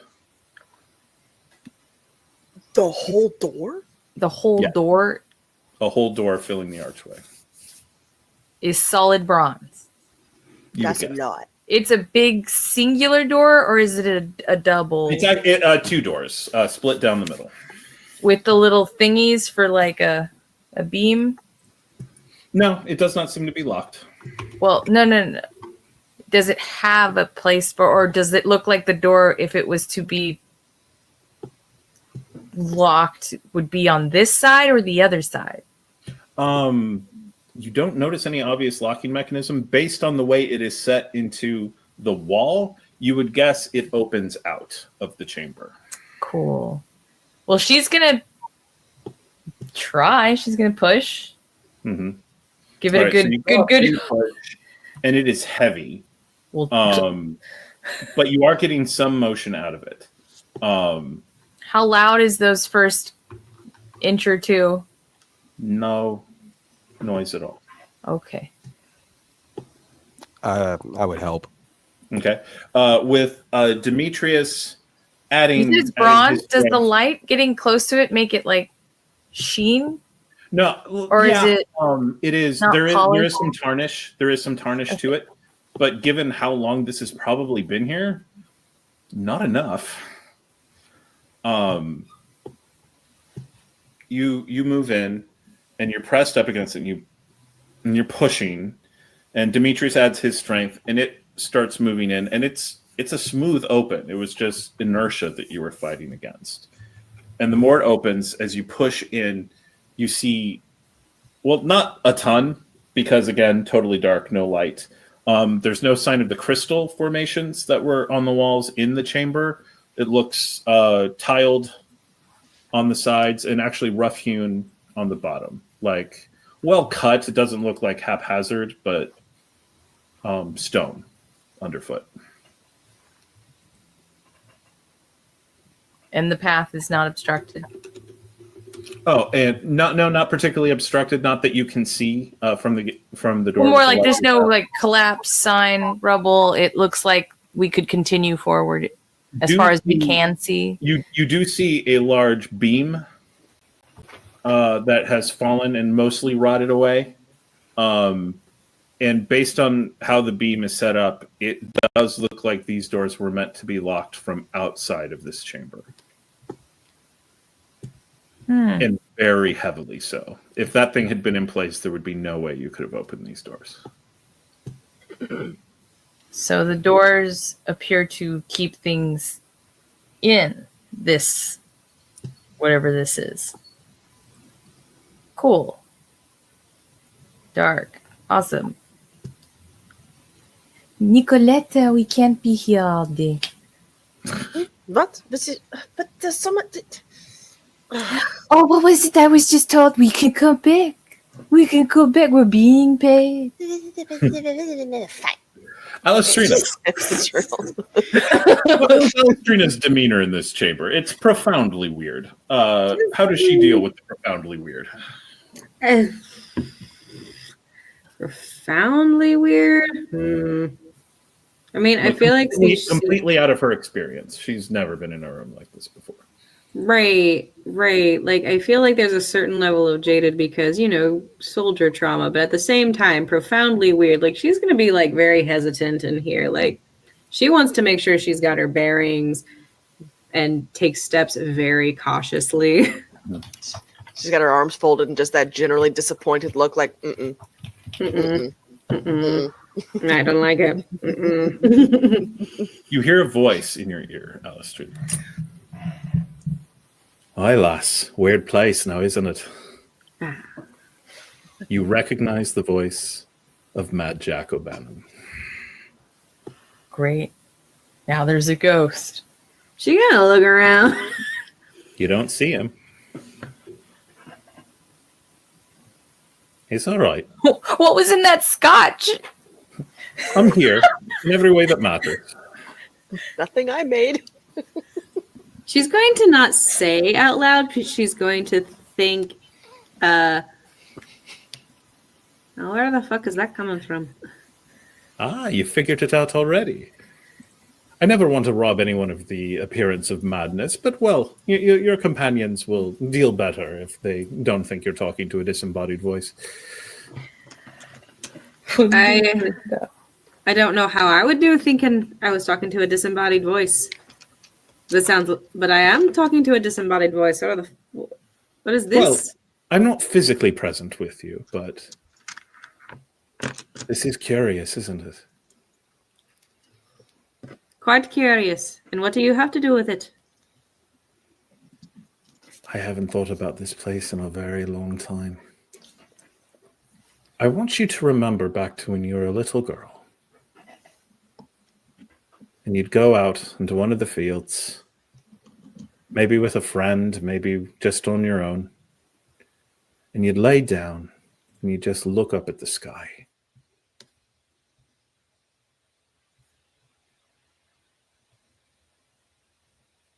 Do you see anything familiar?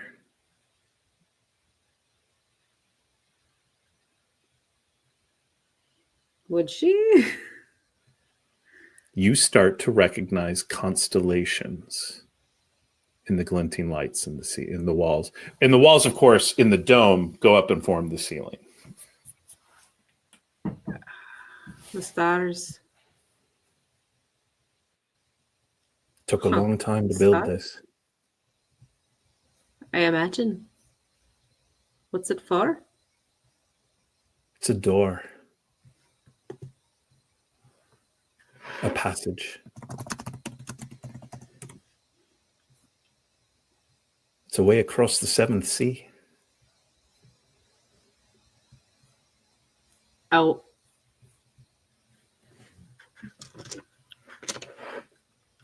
A way to travel? To A passageway. a passageway. To the land of the Fae. Now, why would you want to go there? No, you wouldn't. Well, it is glorious. But there's a reason I don't go back very often. What do you mean very often? You've been there before. I was born there. You've heard the tales of me. You don't still doubt them, do you? If I ever did, then it's certainly been shown what for. There's power in this room. And people who don't know what it's for are using it. If the things they're making up above get down here, Eisen will start to feel like a vacation spot.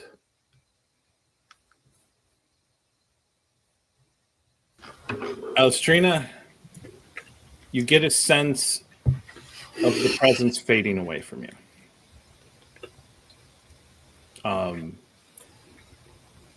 Not like cut off like that, but you can sense like his voice is starting to feel like it's from farther away. You get a sense like someone who said what they've come to say and starts moving. So if you want to ask any questions, now seems to be the time.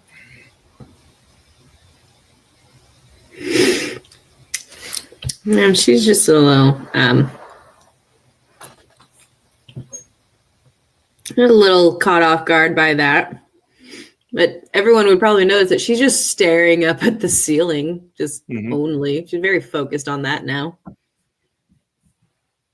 The sense of him being just over your shoulder is gone, and some of you who look back see Alastriona just staring intently up at the ceiling, at the dome. Aha! See, it is not just me. I'm not the only one that is fascinated. See, Alastriona, you see what I'm talking about? This is very interesting. The way everything is laid out here. You notice the floor. She's just going on about all the stuff that she's found. This is a passageway. No, dear, that is the ceiling. Oh, yes, it looks like we can get out this way. No, this is a passageway to this across the 7 seas. And Verity would look down the door path that they just opened. It is? How's you know When that? she says that out loud, Nikaletta, you have a eureka moment. Oh dear, that's not good. Oh, no. That makes total sense. It's a summoning circle. Summoning circle. Oh, would I know how to recreate it with what I've got on me? No, but you know Hexenwork is a perversion of that type of magic. Oh, this is just sketching even more now, paying attention to the ceiling while she's doing her sketching. You all don't seem to understand. This is where my hexen practice originated from.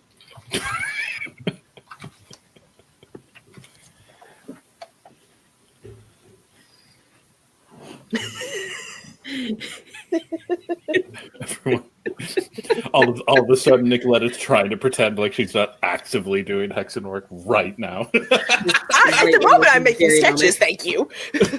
Nothing. Honestly, Demetrius would just probably be like kind of a little fussy over Nikaletta, since so she got hurt. So seeing if I can help with like. Yeah, you see blood literally like trickling down from under her hair. She's limping around. She's bleeding. She's holding glowing balls. Yeah. Just and you've seen that orb of hers before. The glowing is new. Yeah, I would like failed in my attempts to try to bandage her in any way because she's you're able to handle. Yeah, cover it. You're able to stop the bleeding. You're not able to negate the wound, but of course. No longer no, she's hurt. So no, it's just one of those just trying to fuss over her, and noticeably getting a little nervous. What is the matter, Demetrius? Shaking a little bit. Demetrius, what is wrong? It's fine. Let's just continue on. No, we can summon undead whatever later. I'm not trying to summon any undead. It's just a sketch. She holds we can have our later.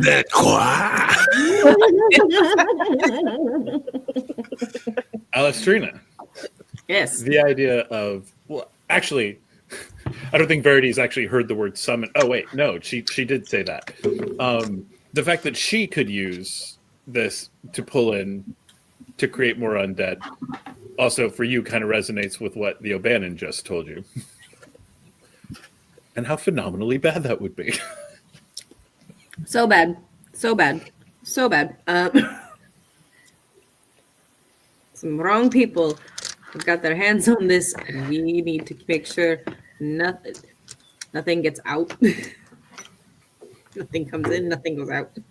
There's going to be a large problem with that. We have to get out. Us get out, yes. But Door?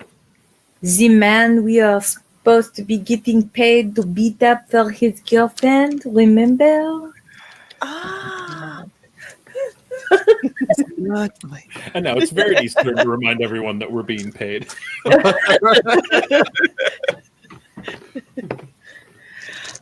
All right. This is. Oh, I don't have to remember how to get down here. And she starts writing a note of exactly how she got down there, all the way to fall down hole. 12 paces to the left, giant hole. All right. Let's go. Drop approximately 36 feet. All right, you make your way to the opened passageway, and you're going up. And again, it feels like a grand hallway. Like you expect, Verity, especially you expect to look up on the walls and see like massive windows that can open to let in brilliant light. The fact that it remains underground, though, there is art as you're passing, paintings that are like set into the wall itself, and everything in remarkably good repair. Wait, so it looks like sorry, it looks like there should be windows. There not are windows. You would like expect it, because it's like the grand hallways of the castles and chateaus you've been in. Oh yeah, I'm just saying, it's like there aren't actually windows, and we're just somehow we're underground now, or because you're underground. But it feels like, because you've been in hallways like this before in Montaigne, and but there were windows, but there are none here. Yeah. Oh, okay. So this is an intentional place. Yes. The way it is. Nothing about this seems to have been done on accident. Immaculately planned. Mm. And there is art on the sides. Are any of you particularly... Well, Verity, you would have been trained in art at the Ambrosia School. Anyone else, would art have been in their study?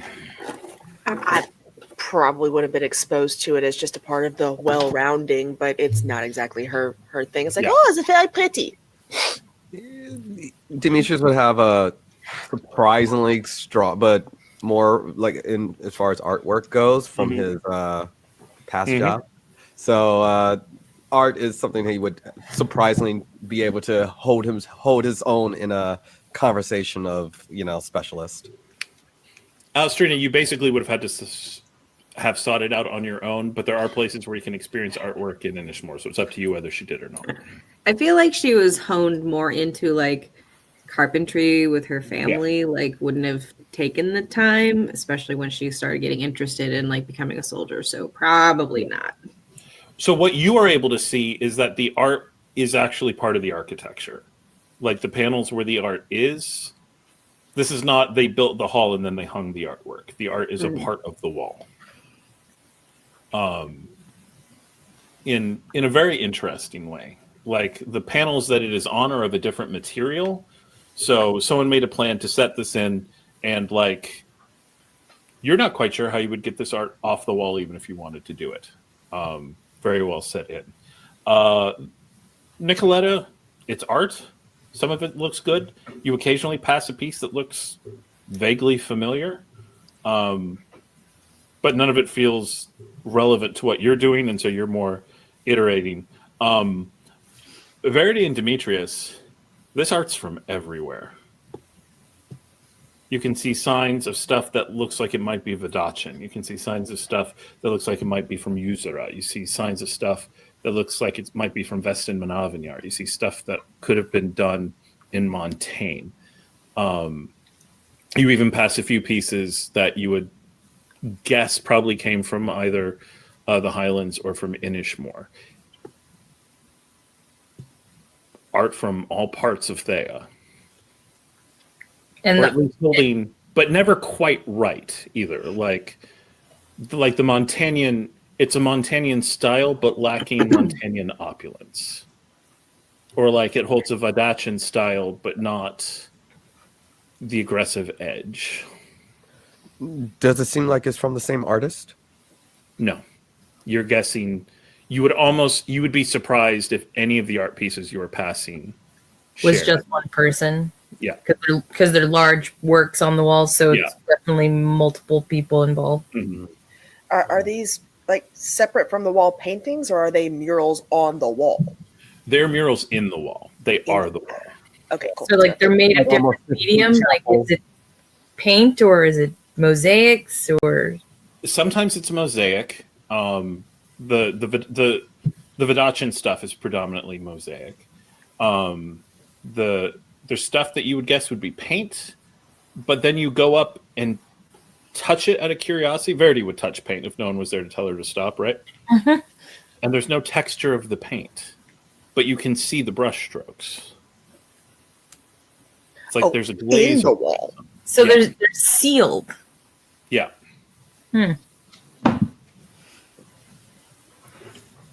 And just sort of passing this, you see this art from everywhere, and it always seems to be almost historical in nature.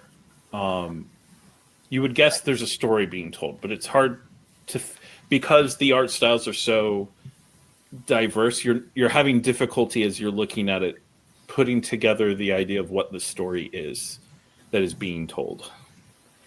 The amount of time it would take to build something like this, does the art as we're progressing down the hall maybe also kind of show hints of time, passage of time, like one art style and design and whatever would be clearly from a different decade than the next or anything like that? Because none of this fits in any of your that's 13th century Vidachin. It's all older than that, just based on where you are. It's hard to comparatively date them to each other, particularly since you would guess they are all made by different artists.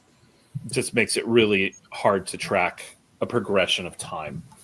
But something like this, would we be able to gather how long, like for us, our knowledge of things, how long it would have taken to build whatever this is? Based on what you have seen, if a Montagnan lord, if Le Emperor tomorrow decided he wanted to build a replica of this on the surface, he'd probably be looking at least a 20-year project. 20 years. You can't even imagine doing it underground. But considering how old the other stuff beyond this place is, to have built this that long ago would be the old empire had access to technology that is not understood now. Yeah, so this seems like an impossible place to exist underneath stuff as old as it is. Yeah. This chamber is impossible. In every way that you can think of. All the more so because no one knows about it. Never heard any hints that anything like this might be underneath Carleon.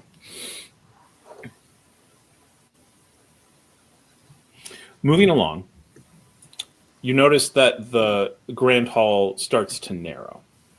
You occasionally see offshooting stairs, but using guesswork based on the map that you have of the catacombs above you, you would guess that you are now probably more or less right underneath the hub. And as it happens, there seems to be a spiral staircase going up. And when I say that, I mean there's a door leading off of the hallway and a spiral stairway dug into the very rock heading upwards. Is there any other supports and stuff that we see keeping up? There is surprising little infrastructure like that, like no flying buttresses or anything. Like the structure is supporting itself. It is domed at the top, which has a fair amount of strength of its own. But if not for the fact that this had not fallen apparently in the 1,000 years since it was built, you probably wouldn't feel very comfortable walking in it. It doesn't look like it could hold up all of the tonnage of rock and stuff above it.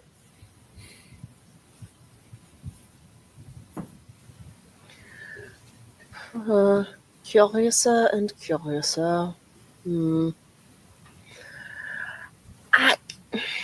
She looks at the looks down at her note. I have a way that I could check out what is up there. Everybody would have to be very calm. Ooh. What exactly are you planning? Nothing. I would for what you will see. I will lay down and be asleep for a few minutes.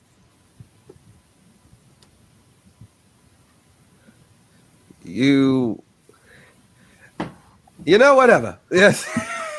I don't think you should sleep in a place that summons fairies. I won't be asleep, but I appreciate your concern. How long? 15, 20 minutes. As long as I'm back by sunset, it should be fine. Can't we just go up the stairs? It is up to you. We can go up the stairs if you want to, but if you wanted someone to sort of scout ahead without any consequences, then I can do that. She would gesture to the blood on her forehead and the limpy leg and is like, you seem to be the one with the consequences. You know, I do not mind going quietly up some stairs and listening at the door. I was just putting forth one option. We don't have to follow my advice. Do you want to do that? Want to specifically, not particularly, but it would be a tactical advantage for us to know exactly what is going on up there without anyone else knowing we are here. Is this something similar to whatever made the dead rise? Not exactly. Would the people who made the dead rise be able to do the thing you want to do? But it would depend on several different factors. Yes or no? Yes or no? I don't know. Can you make the dead rise if you wanted to? Not at this point in time. I don't think so. She starts digging through her journal a little bit. No, not right now. Are you trying to learn to? No. Yes. No. Yeah. It's very complicated. It's just if you can do whatever and you want to go to a place where there might be people who can also do that, wouldn't they be able to sense it? Wouldn't it tell them that someone like you is near? Is that really wise? They would have to have very, very particular things already prepared that are not often done. You said that people don't often make living people capable of becoming zombies before dying. Well, hence why I think that they're not likely to have these particular other preparations done. That's a rather lot of effort made in a different direction. Fine. Go, become a ghost. Go. Do what you feel like you need to do. How did you know this was a passageway for fairies? She's looking at Alastriona. She's like, that doesn't seem like a thing you know.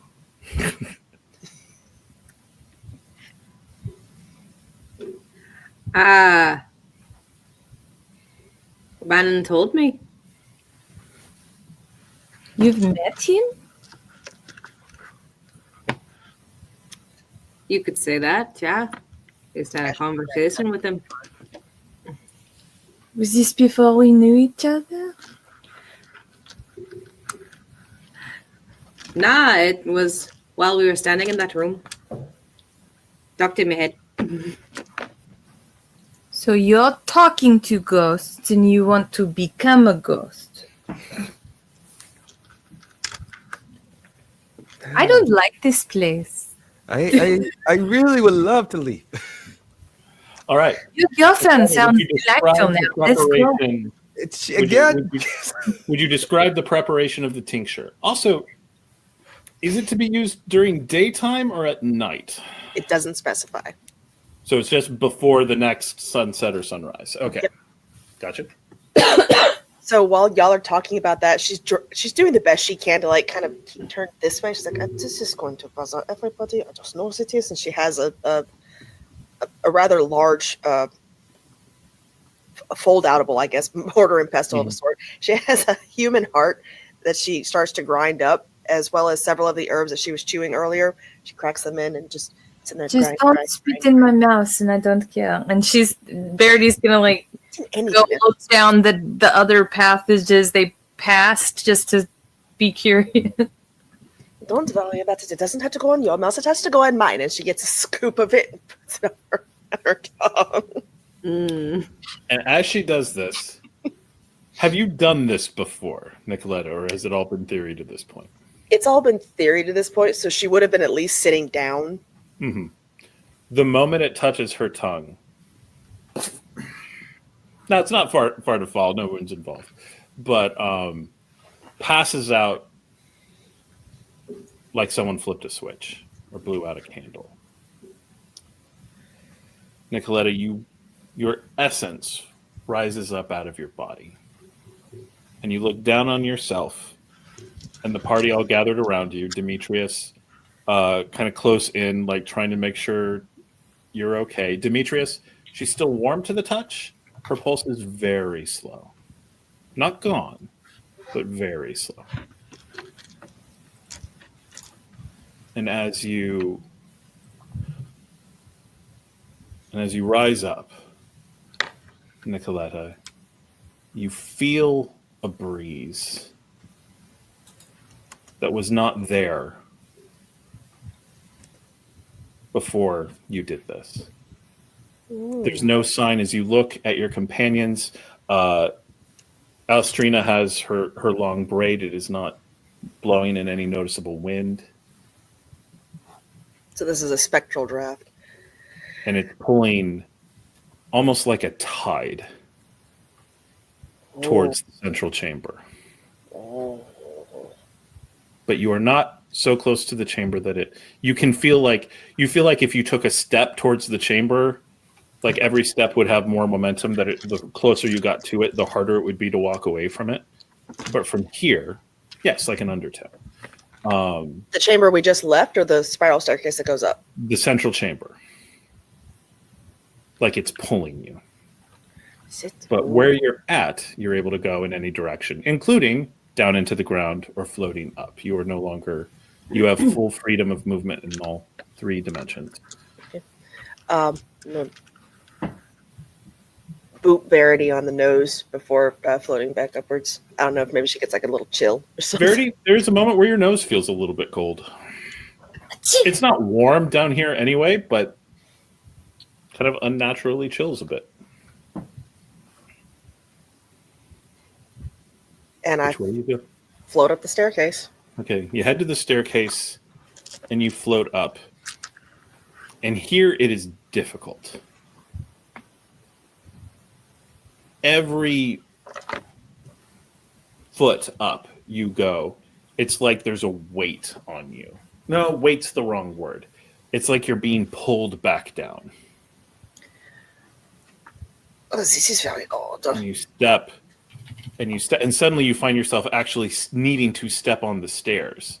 Theoretically, you should just be floating up through them, but with every step, it's like you imagine like your aged grandmother trying to walk steps like these. Like it's I feel just more hard. corporeal. Okay. Mm-hmm. And exhausting, and you're like, but you're managed to make up one floor, another floor, a third floor, and then you come out into another room. And this room, and you're able to see, it's like everything has this dull glow to it as you're moving around. And this room has a lot of stuff in it. Old boxes, everything's covered in dust, tarps and stuff like that. And you realize as you look back that you actually passed through a few boxes that have been placed over the top of this particular stairwell. Oh, okay. Doing a quick cursory glance about the room, is there a doorway where there's light shining through, or any other inhabitants? There does seem to be a door on the northern wall. It is not currently open. And the room is otherwise empty? Okay. The room is empty and and it has the same glow as before, leading you to believe it is not illuminated. Okay. In that case, I will work my way back down. The whole time thinking to myself, this is going to be very unpleasant. This is going to be very unpleasant, knowing exactly what I have to do. Every step down, you are picking up momentum. Mm-hmm. And then the steps stop holding you, and you're passing through, and you're passing faster and faster and faster until you are literally shot out the bottom of the staircase into the room leading back to the grand chamber. You don't have momentum, though. When you manage to get a grip on your thoughts, you're able to force yourself to stop. But there is this strong desire to walk back towards the central chamber. Meanwhile, while this is happening, the three of you, you're watching. There's no real change.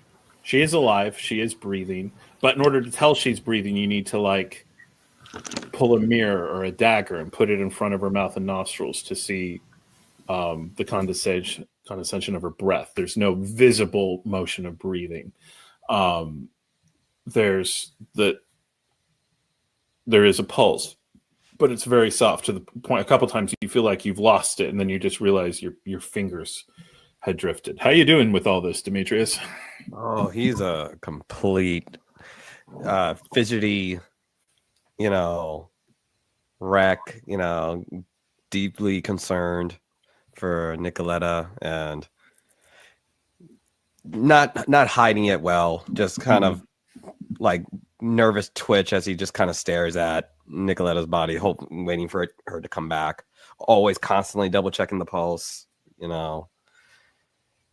He's not doing the facade of suave is kind of checked out. Alastriona? She just being stoic guard, or? You know what? She just had someone talking in her head about face shit. I think she was kind of like, all right, this is just my life now. Okay. Apparently, I'm now crazy. I'm crazy. The people I hang out with are crazy. We're going to do crazy things together. I guess this is fine. Verity? She takes advantage of this to actually clean up and file Nikaletta's nails. She's been driving her nuts. You are finally able to get all of that dirt out from under her nails. Yeah, they set the lantern down. Demetrius is just pacing right nearby, and she's just like, It's not necessarily all dirt. it's like pops out from her little foot, and just getting the dirt and whatever the heck that is, and just being like, I don't smell human heart. Yum. Just to ask, a human heart is not a small organ, and she didn't eat nearly all of it. Is anyone showing any kind of curiosity in the tincture she put together? Okay, I gotta ask. That's the smell that we're getting from near. No, It's more of a poultice. Yeah. it's chutney. It's not salsa. Oh, I love my gross characters. Spicy, though. It's still spicy. So, Nikaletta, you see the group around you. You see Verity doing your nails. They look nice. She's like on the last two fingers. You're fine. Yeah. Nikaletta, do you drift back into your own body? Yeah. As you're doing that, Demetrius, for just a second, her features seem to shift. And you could swear you're looking at Sarah. But then her eyes open, her pulse goes back under your fizz, her breathing resumes, and she sits up. She also turns her head to the side and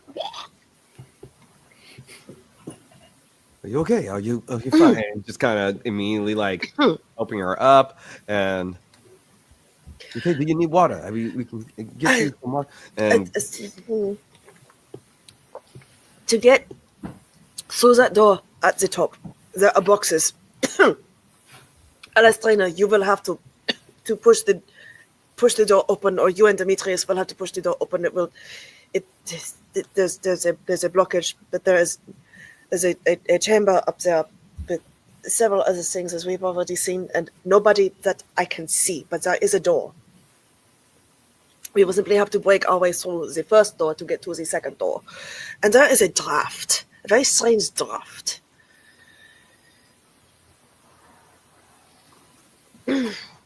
Oh, and again, once you come to consciousness, the wind is gone entirely. Mm-hmm. Yeah. Well, it's no. It's a. She's trying to think of how best to describe it. How do I say that there's an undertow to the realm of the dead without saying there's an undertow to the realm of the dead? Yes, that's exactly it. I guess, yeah. All right. Start heading up All right. while As you all Nikaletta start- oddly explains. And you watch as Nikaletta gets to the stairwell going up, and she takes the first steps like she's expecting it to be an exertion. Like, oh, gotta get ready for that. Like she's bracing herself. And then the first few steps are just steps. Like they're steep. They're a spiral staircase that's going to go up several stories, but like she's surprised at how easy the steps are, and then continues going up. Climbing up the steps, you do get to a sort of trapdoor set thing into the floor, and Nikaletta, yeah, your hand goes against it. It's not moving easily. Aha, see? I would just kind of brace my hands, wait for Alice to help me so we can just do it together. Mm-hmm. You're able to get some motion. It's clear there's something on it, but it's not so heavy. Like with a little bit of help, you two will be able to do it. All right. So you both put your hands up and you're able to push it open. There's a little bit of noise as the box shifts out of the way, but not too bad. A bit of canvas falls down on you, but you're able to kind of get it out of the way. And you all come up into what seems like a very old and probably abandoned cellar. Looks like someone at some point used this as a throw the stuff that we don't want to throw away, but don't really have any particular use for. It seems a lot newer than even the catacombs. But you know, Verity, with your sense of direction stuff, you're still underneath the catacombs. Okay, I was gonna say you said we fell like it's Yeah, like you went down 5 stories. You've now gone up 3. 3. Okay, okay. So we're still a little under where we were. Mm-hmm. Cool. All right. She'd lift the lantern as they're coming up to light up whatever this place is. Anyone with allergies is probably sneezing at this point. There's an incredible amount of dust in this room. But again, not bad. The air does actually. The air here is fresher than it was in the passageway that you fell into. Now that you think about it, the air in the main chamber was almost fresh. Damn fairies. Fucking fake. This is very, very odd. Walking over to the door, I'm going to press my ear to it. Can I hear anything?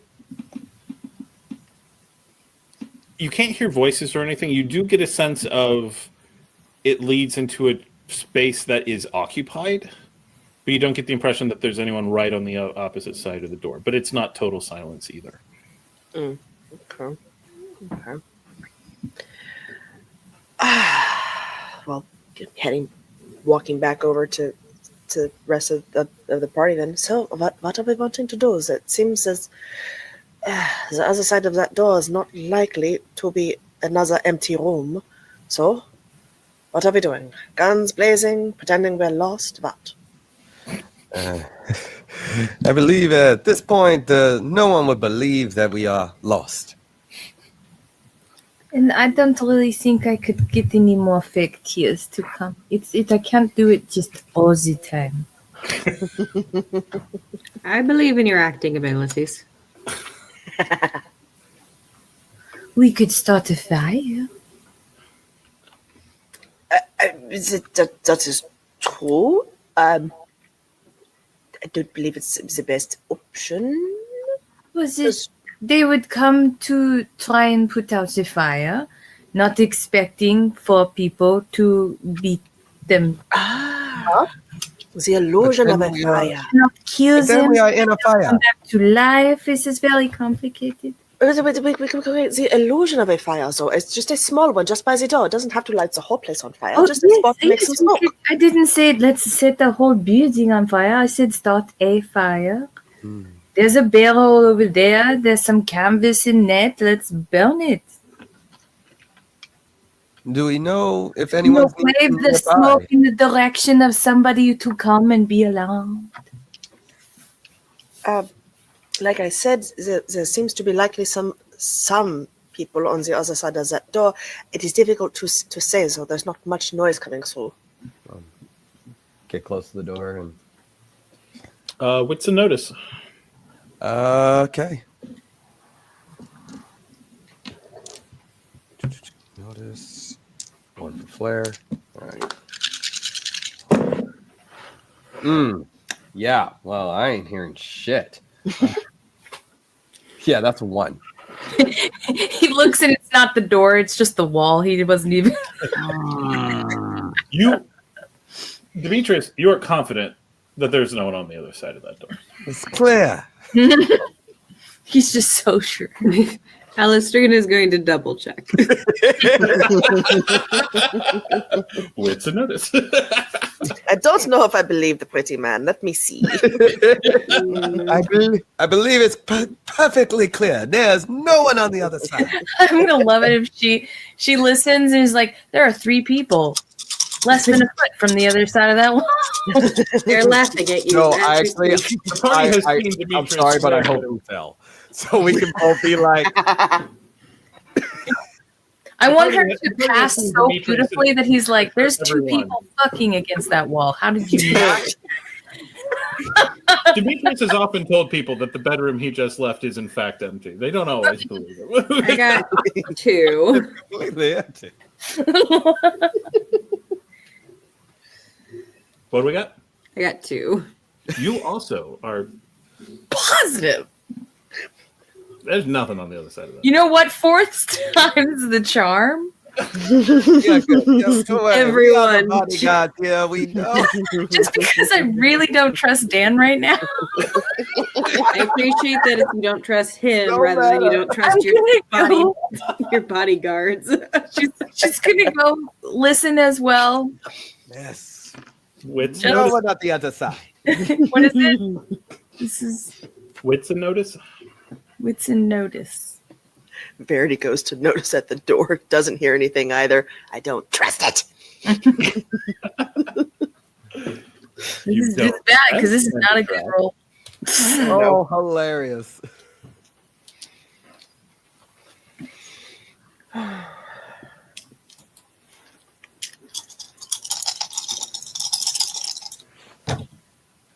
Oh, thank God there was at least 110. So 1. You know what? 2. I am positive that there's no one on the other. All right. There's nothing behind this door. Well, then we're gonna crack all around. and start a fire. There's no need to start a fire. There's no one on the other. There's no one there. We don't need to start the fire. You open the door. No, And any of you who have ever no, been no. This is There's no one on the other side. There's no one crack here. the door. I don't even if I think there's nobody over there. I'm not just flinging it open. That is valid. I open the door. I throw out some glitter. I start singing. Like, Where'd you get glitter? who's cracking the door? All right, someone's cracking the door open. Who? I was the last one to listen at it, I guess. All right. No, that's So true, Verity Verity. cracked open the door. Verity has been in wine cellars before, right?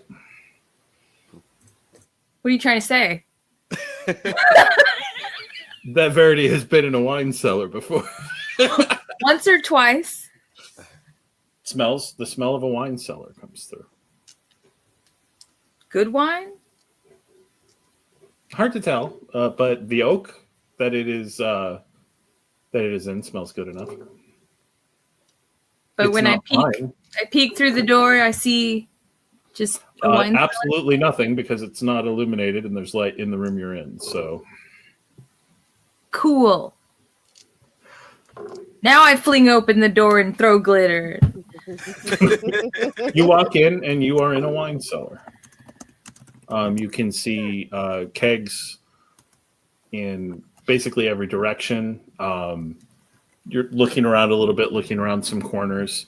I'm assuming somewhat cautiously. Does this seem like the other places where it's like nobody's been in here, or does this seem like it gets used? This does not feel dusty in the same way. Probably doesn't get a lot of traffic because wine cellar, but and here like this is actual like wine being aged. So these are barrels and racks. Yeah. Cool. Okay. And so, yeah, this room probably gets visited 4 or 5 times a year. And there's only stairs going up. Looking through, you see what would seem to be another door leading out on the eastern wall,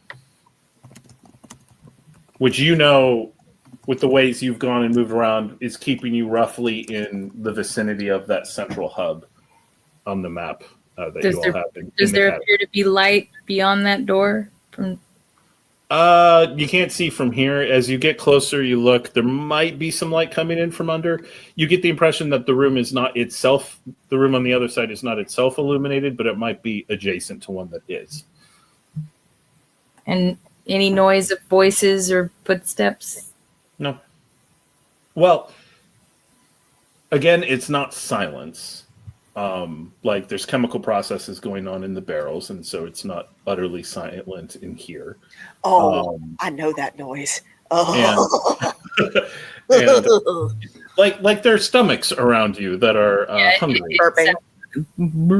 Burping, bubbling, the occasional hiss. And there's just an ambience that you are in an occupied building.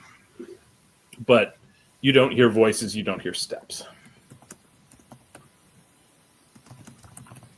But you are no longer 5 stories underground in the rock where nothing has moved in these many centuries. What kind of ceiling is above us? Looking up, you see actually some signs of some roots and stuff coming down through. But is the structure above us, is the ceiling wood or stone? So stone, dirt, and reinforced. There is woodwork to kind of maintain the ceiling in here. Some banisters and bracers. So if it's mostly stone and dirt, so we wouldn't hear footsteps like we would on wood above us? Yeah. Okay. You would not expect there to be a floor immediately above you here.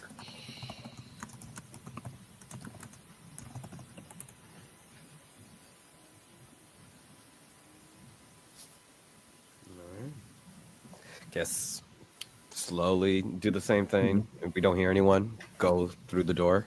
You can hear voices and steps when you're listening, but you know they are not in the next room. We will need to be a little bit more careful moving forward. But it's past this door, I think we are safe, but after that we shall need to tread carefully. All right. We open the door, crack the door. Mm-hmm. Wiggle our eyebrows meaningfully at the door and attempt to reveal its secrets. There we go. All right. You push in, and still a wine cellar, but this is bottles on shelves. Ooh, Verity would go to the oldest looking bottle and pick it up. Look at it. Easily See enough done. if it seems intact. I mean, it's Avalonian wine, so to the Montanian, yeah, but this was a decent year. It's like you never know how good the crops were that year. It could be bad. You would guess has been laid up for 60 years. Actually, you can clearly see on the label, this is a 60-year-old bottle. And the wine seems to be intact, like the Bottle looks temps intact. were fine, the darkness, the everything. She would dust it off, inspect it, And then it is disappears a dark into the folds of her skirts. Mhm. And moving forward, moving around, Verity, you can see steps leading up and away.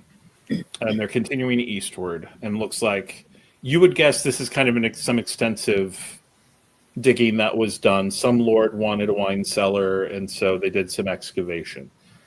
That's the way the steps lead, and you imagine it goes into this lord's manor.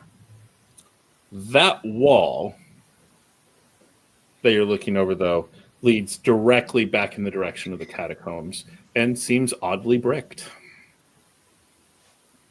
Like it's a different brick than the rest of the stone and stuff we've been seeing. Yeah, the rest of the stone is like heavy, like flagstone and stuff like that. That is brick. She's gonna put her hand on it and kind of give a little like jiggle shove to see if this brick is solid. Like it's not like it was well laid, but it was well laid a while ago, and it feels cooler to the touch. You then like check over other parts of the wall, like where it isn't brick, and it is a different temperature than cooler than the flagstone. Secret tunnel. I think that up there will lead to some nobleman's house, who is now one wine bottle less. And this wall, I think, was put here to block the catacombs. And I think we might need to go through this wall. Is there a chance that this is Lord Monterey? Yeah. You have no idea. It could be. It might not be. We could go into someone's home, or we can break down someone's wall, or we can start a fire. All of these are options. Again with the fire. Make all the people come to us, and we don't have to do this listening and wandering around. And I do not trust the game master. I keep expecting the door to explode. She looks up at the sky. The random voice. He is sketchy. You ghosts, you are ghosts. This has been a very strange day. Agreed.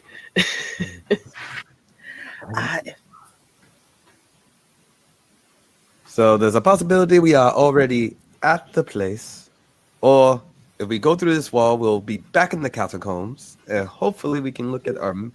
Because I gotta look back over the map, and do we feel like we're where we're? I know we've been off the path, and now we're back. With Verity's direction sense, as you're looking at the map, and again, the map was not complete. Yeah. But based on what you're seeing, it is possible that with some of the changes that you're probably at least one floor underneath the catacomb level. It did continue descending, and with the movement you've come forward, you would expect you're probably about a story away vertically, but you are right near that central hub area.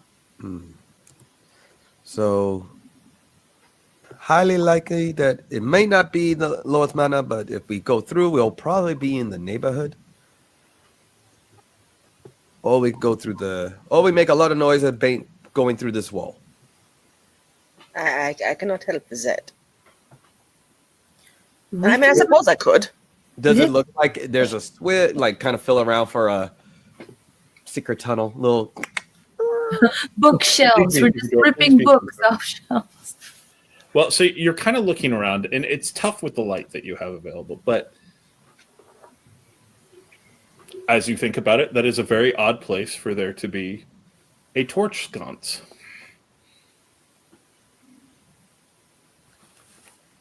It pulls, and the brick twists. Nice. Waffle. All right. Avalonians are so showy. Avalonians are so showy. Yeah, I was about to say, Nikaletta's giving her that look like, excuse you? Down to the rooster. We all just kind of glare, It's like everybody slow turns at Verity, like, who are you talking to? Alastriona goes up and lifts her foot to show the golden.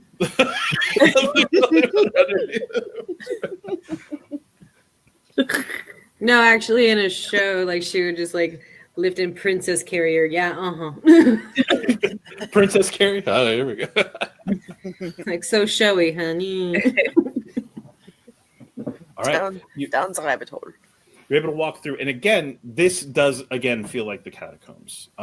Again, more rough hewn. This isn't the tile that you were seeing in the area where you fell through. And as you're doing and you walk through, you realize this secret door is probably used a lot. There's those drag marks on the floor. Secret. This door is of the perfect size, and you can see wheel marks on the floor.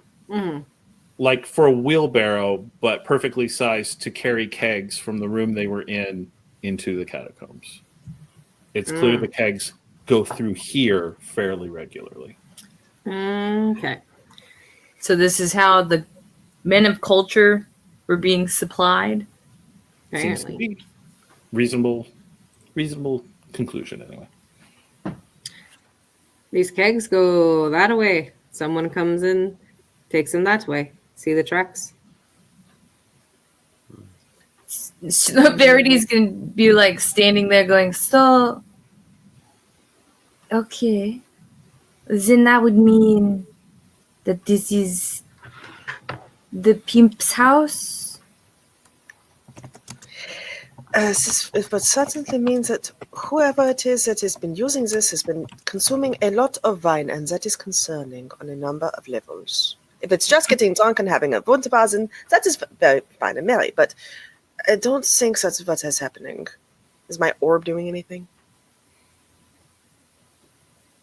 It's like, did it stop glowing when we came 4 stories up? Yes. Well, how has Nikaletta been holding it? Because she's been doing a lot of like reading and writing and stuff like that. So where's the orb been living? She keeps it sitting against her hip, so I'm like just being able to feel if it heats up or if it starts to vibrate. It's not in her hand and it's not visible, but it is like against her person. As you think about it, you reach down kind of subconsciously to tap it. Its vibration had stopped, probably around 2 stories up. And it's been getting lesser ever since you stepped out of that main central chamber. But as you reach down, it wasn't warm enough for you to feel it through your clothes, but it is warm.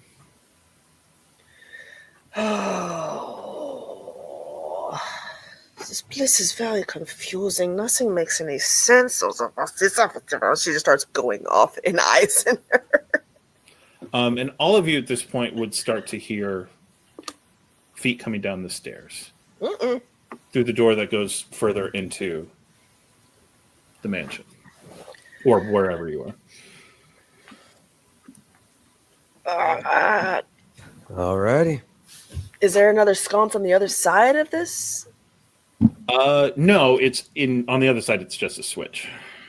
Okay. I would recommend in the wall. We're not dropping down a hole. It's fine. Let's go in the wall. Put the candle back.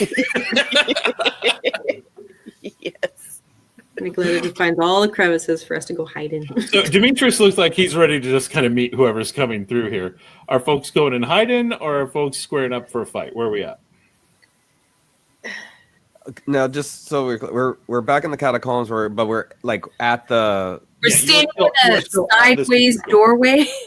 Yeah. At the sideways doorway to what we think is the actual. Yeah, you are now on the catacomb side of the door, but you're still right there. You haven't gone into these catacombs yet. Oh, we haven't actually gone in, and so now we're hearing noises from the home. From the home from the door that would have led you up into the. So now the option is, well, they're gonna.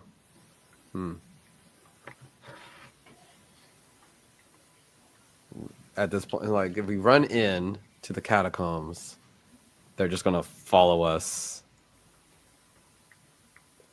or we deal with them. If no one's moving, then I'll go meet them.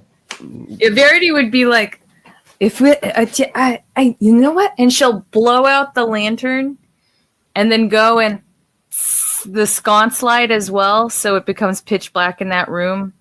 Okay. So that they won't see us upon arrival, and we can maybe take that advantage. But yeah, she's gonna make it dark. All right.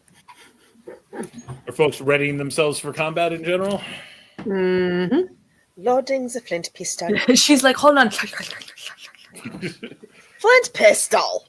The door opens, and light is coming down through it as a very well-dressed looking gentleman steps through into the room with about 10 men with him. Always 10, never less. It's a lot of guys that just happen to be around. Just a regular. As many men of culture. Mm-hmm.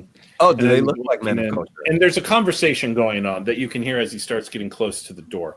It's like, well, I understand that Matthew did not have a good time of it. However, if he did indeed give up the name of your boss, then we would do well to find these people. Now, apparently there has been an incursion of some sort into the catacombs, but it might have just been noise, except for the 4 dead men, hacked to pieces, it should say.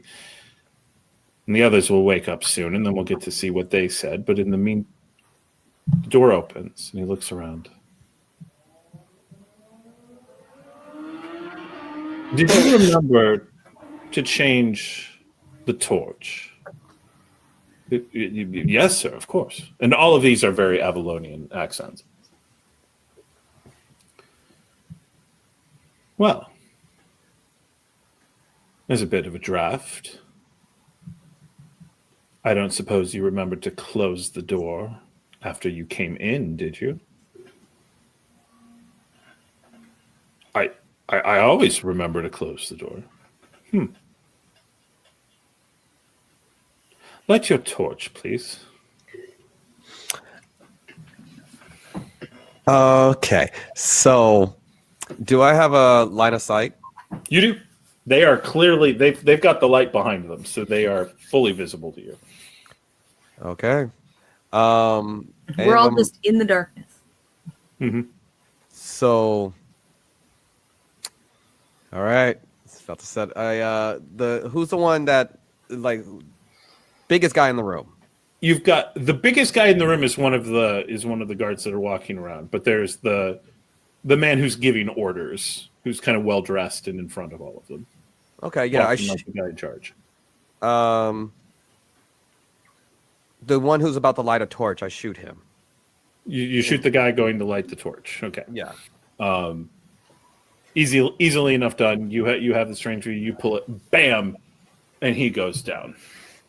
Not trying to kill, more for serious wound. This is a brute, so he's going down. But if we're saying he's not dead, he's just in a great deal of pain. Sure. I just wanted to make it very clear. I'm not going for kill shots. Yeah. Like Nikaletta can only Simba so many people so fast. I've got a fair amount of that oil. I know. I just want you to have an opportunity. Yeah. So gun out, fired. He goes down. Immediately, everyone's drawing. But they can't. But right now it's still dark. Right now it's still dark and they can't see. No, be very careful, my friends. I know there's many of you, but I have more. And if you draw a blade, I will put one through the head of the one who seems to be paying you. I cock my pistol loudly. Interesting. And you know what? Verity would shing her dagger against her sword to make her, like, it sounds like multiple weapons. Yep. Very interesting. Boss, I know that voice. How could you possibly know that voice? I heard him shouting his name in the streets in front of everyone. It's Demetrius Penn. All of us later are going to smack him upside the head. Nicoletta's just looking at him like, you shouted your name? No. It's like, as soon as the guy's like, I heard him shouting his name, it's Demetrius Penn, and I'd be like, the infamous gunman and bodyguard. Damn it, What in Verity. the name? Do you care to cross blades? You're the one who interrogated Matthew. Interrogated is such a intriguing word. I would more so your man squealed like a bitch is more of a direct line. He is like a pig being gutted, isn't he? A Much blunt like instrument, but he has yourself. his uses. Oh, you should probably had hire his better uses. help. You've rather removed most of them. So you know I could easily kill all of your men, and I imagine hiring more will be quite expensive. Not really. The men of culture, as it happens, rather affordable. Ah, you hear that, men? Well, the 9 of you that are left, your employer doesn't seem to care much. Are I you believe he being said paid? you are cheap. Are you being paid enough to die for him? He smiles and looks at all of them. What do you say? Are you paid enough to die? And they all give very nervous nods to him.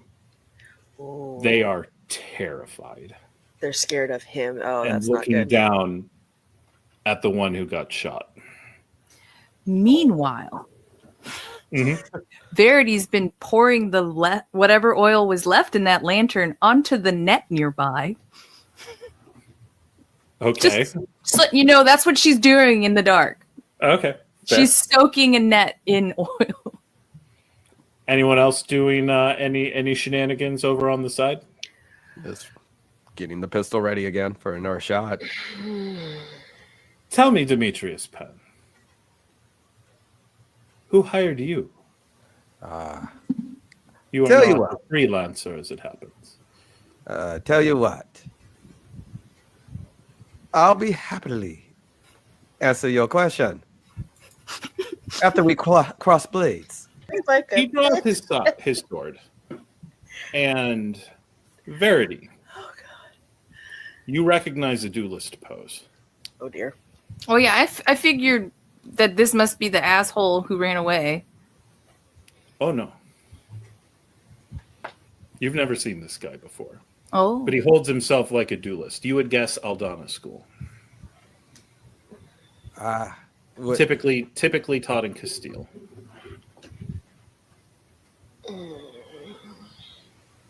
And he puts one hand behind his back and holds out the blade. Do we dance in the dark? Oh, but what fun! What boringness would that be? You should see the defeat in clear picture. And now one of your men can light a torch.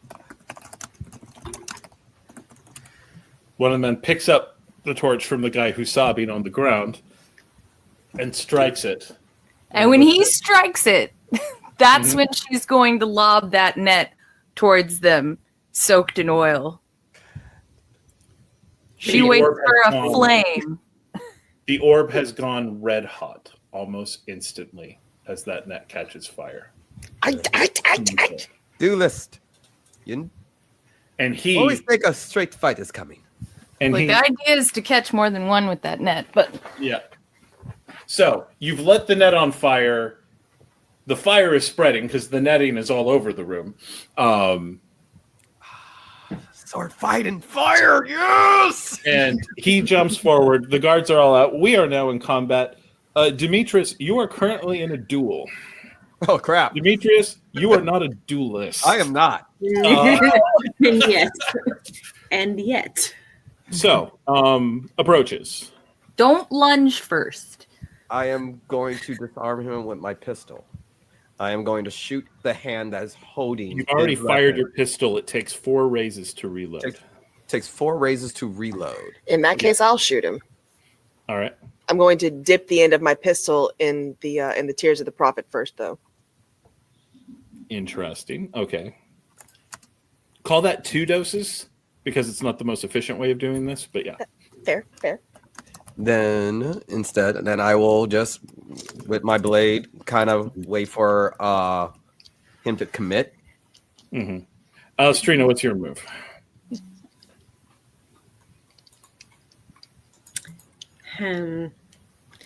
Actually, so the net of fire has gone out and landed.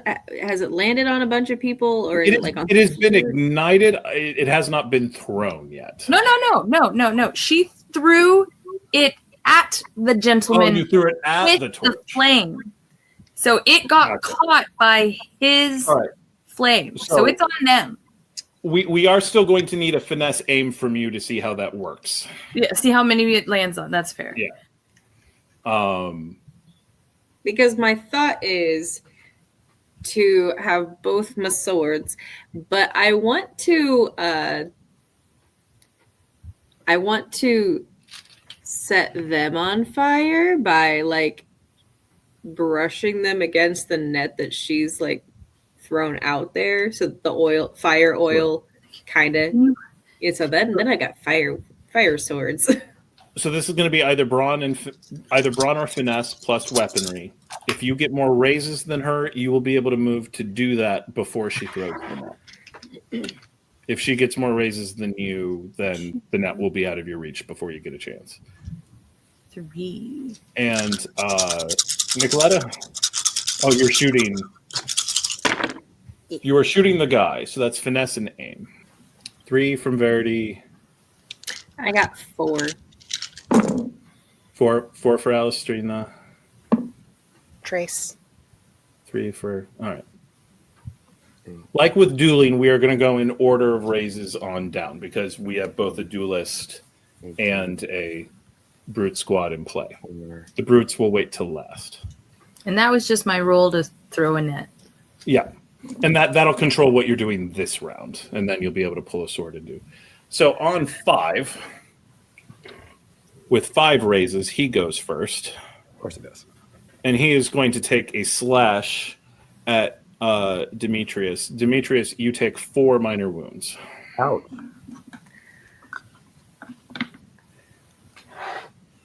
And Verity, you can see from that very first slash that he makes, this guy is very good. It was light goes up, you prepare to do the thing, and even before you can do that, his sword swings out. Does that get you to another dramatic wound, Demetrius? Oh, yeah. It actually makes me at my first dramatic wound. Okay. I'm 1 point past it now. So Demetrius comes forward, and before he can even move, the sword slashes across and just cuts a line over Demetrius's chest. Like if this was a formal duel till first blood, he would have already won. Steps back. And all of a sudden, on the 4th raise, did any of you have 4? I did. Alastriona did? Yes. So on your 4th, if you want, you can go ahead and dip your swords in the oil, in the net that you're doing. So that's your 4th action, and then you'll be into it. On his 4th raise, he starts dancing. Verity, you've seen this before. Aldana dueling is very similar to a dance. And in that dance, it's almost impossible to know what they're going to do next. It's called the Aldanan Ruse. And it's a great way to trap an inexperienced swordsman into getting run through. 3rd raises. Demetrius. Hey. So, guess I slash. All right. So that's the because I'm trying to understand the mechanics of it. Parry. Yeah. Oh, Parry. so like, am I? He doesn't have parry. What? So I can only slash or You can slash or bash. Bash. All right. I bash. All right. You just kind of hurl yourself at him and move, and you do manage to somewhat disrupt the ruse that he is currently in. You have done 1 minor wound to him. Oh, that's not good. But it reduces future wounds. Gotcha. Alastriona, you had 3. I had 4, so. Oh, right. yeah, Sorry. You, You do also have a 3rd raise. I'm sorry. I'm Oh, just counting down. I mean, then yes. So yeah, I it guess is now your technically I'm in the 3. Mhm. So you can now Your swords have been dipped. Are you going at him or are you going at his guards? Or what all are you doing, I suppose? So they're dipped in the oil and they're on fire now, yeah? They weren't. The net was not yet sparked. All right. So she.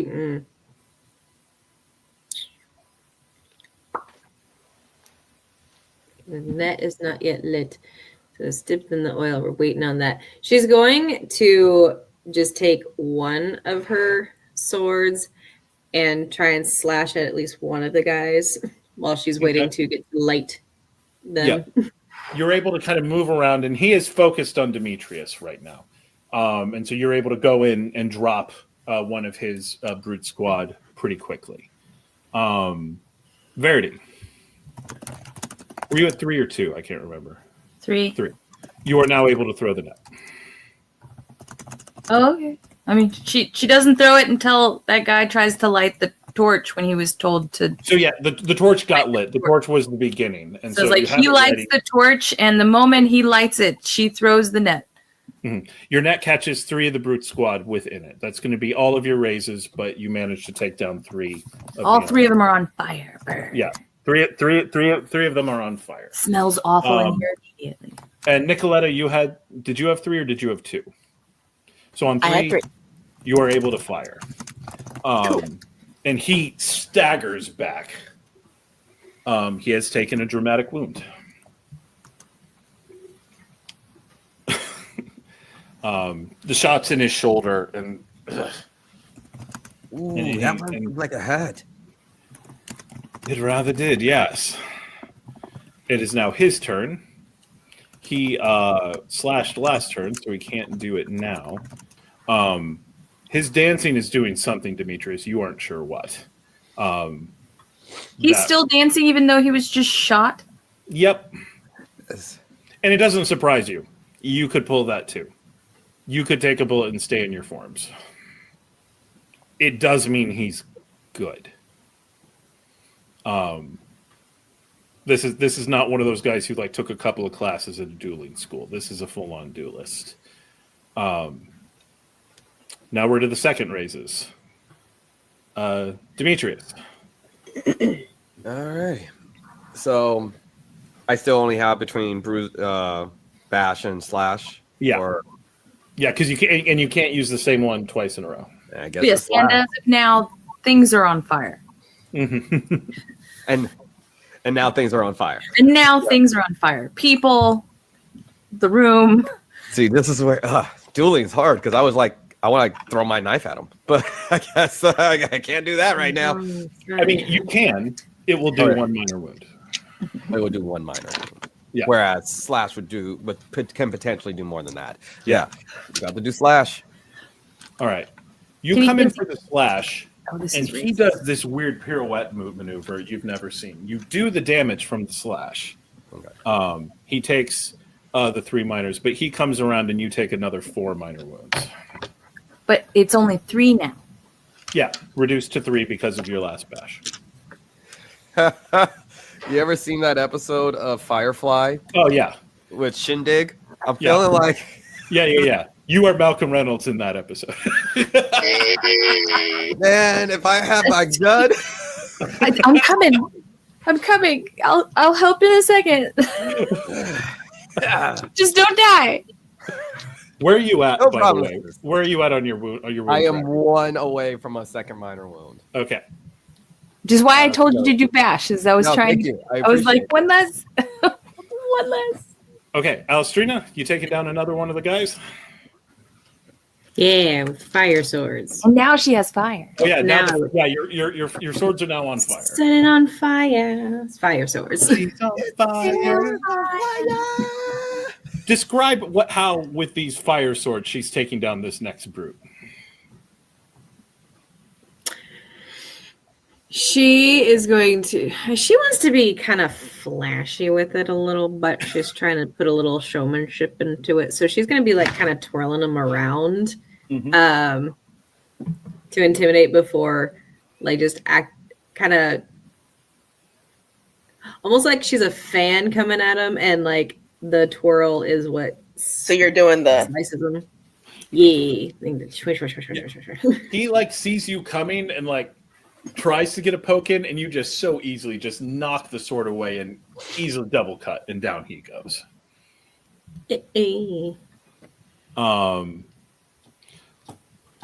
Verity has spent all of her raises to take down the 3. Nikaletta, you have 2 remaining raises. You can do them to start reloading the pistol. Or if there's something else aim related you want to do, you can. So that's 2 of the 4 raises you need to get that pistol reloaded. Okay. All right. I'll do that. And for his, because when he hurt you, that was from the ruse before. He then comes in and does another slash. This time you're taking the 4 wounds. Okay. Let's see. Actually, no, hang on. He instead uses parry. Oh, you bastard. So your slash has been removed from the damage. You came in, he hit you, got the stab in, walks away untouched. But he has not added to your wounds. Last actions of this particular round. Alastriona? I feel like she's just a fan of death coming for them all. That's like sure her focus now is just like to use these fire swords to just kind of get as many of them as possible. And this is fun. You've always wanted to. And it's also fun. I'm just having a good time. I feel pretty right now. Nikaletta continuing to reload. All right. Demetrius Penn. All right. So can you slash? Because I can only do these 2 things. So I guess we're bashing. This is just gonna be. This is a losing fight. That's where we're going. You go in for another bash again, you're able to knock him. So I'm just trying to understand. So do I re-roll now? Or is it just going off of that? We will re-roll, for the whole round. Now that you've spent your last action, your next roll will be another weapons. And his last, because he parried before, this time he's slashing. But you did reduce, so it's another 3 minor wounds to you. There are 3, and because I remember originally you said 4, but you said instead he went parry, so I'm not. He's typically doing 4. You hit him with the bash, and that is now reducing that to 3. So now you are 2 over your second. Yes. Okay. I am 2 over my second minor wound. Okay, so this now brings us to the end. Your gunshot brought down 1 of the 10. Verity took down another 3 of the 10. Alastriona took down 3 herself, I believe. So there are 2 of them remaining. Alastriona's in their midst, so they're going to go for her. I'm going to spend 1 of my villain points and give them an extra boost. So they're going to do 3 minor wounds to Alastriona. They are not actually. Right. I have Riot Breaker, so I will take 1. Is that a spend a hero point to do it, or is that just always? Nope. When taking wounds from a brute squad, subtract resolve from the wounds remainder is how many wounds taken. So that's just period. Yep. You bring it down to 1. Nikaletta, you were raising your hand? Not for any particular reason, just because I'm irritated. Is this person considered a villain? Yes. Oh. Stop blowing holes in my bodyguard! With that first hit, I guess too late. I didn't know. Go ahead and say what. Because in my virtue, the war virtue virtuous, activate your virtue the first time you wound a villain during a fight to make her take a dramatic wound in addition to the wounds you normally deal. Okay, sure. I will give them another dramatic wound then. They are now at 2. Careful, Lord. I hear these things are sharp. How? After a second dramatic, how do you get more die? What happens? So now that it is all of you against him. Oh, no. Okay, if you have a dramatic wound, you are going to add 1 for that. If you have, because he has taken 2, you will each add another to that. Okay. How many of you are at 2 or higher dramatic wounds? Just 1 at 2. Only 1 of you is at 2. So, okay, so he will be adding 3 to his dice. And there's 2 at 1. and I'm fine. All right. I won't die here. He doesn't. Does not gain bonus dice if you have 2. Oh, I have to have 2. Never mind. All right. Go ahead. Approaches. Demetrius, you are in a sword fight. So unless you're running. I kind of want to be a little cheeky. And it's like, and with my blade, as I kind of dance around as he's doing the dance, the dagger that I received from Bianca. Oh yeah. I did tell you I did say I would tell you who hired me. Here's a gift, and I throw my dagger to try to hit him in the chest. That's what I'm. All right. Finesse and aim. Awesome. And if I may, I would like to use Deadeye. You gain 1 bonus die when you make an aim risk using a pistol, blunderbox, or a thrown weapon, such as a knife or axe. Absolutely. Take your die. Can I give him a die?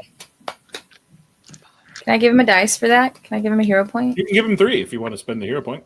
Well, yeah, I'm gonna say I give him a point. He gets 3 more dice, right? Yeah. All right. Spend the hero point to give him 3 more die. Take a point, Yay. bro. Thank you. Karina, for you. So I gained 1. For me in the fight? There's still 2 of the brute squad standing. Oh, no, there's not. Because I'm going for their knees.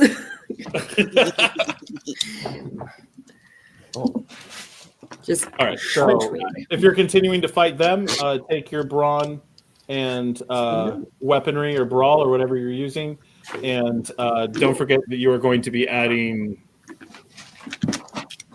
at least 1 die from the fact that he has 2 dramatic wounds, and if you have 1 dramatic wound, take 1 from there as well. This turned into a much bigger pool. That's fun. Verity, are you bringing in your dueling? Are you dueling? She would draw her weapons in and be ready to keep Demetrius from dying. Okay, so finesse weaponry and Nikaletta. Still trying to get that gun reloaded.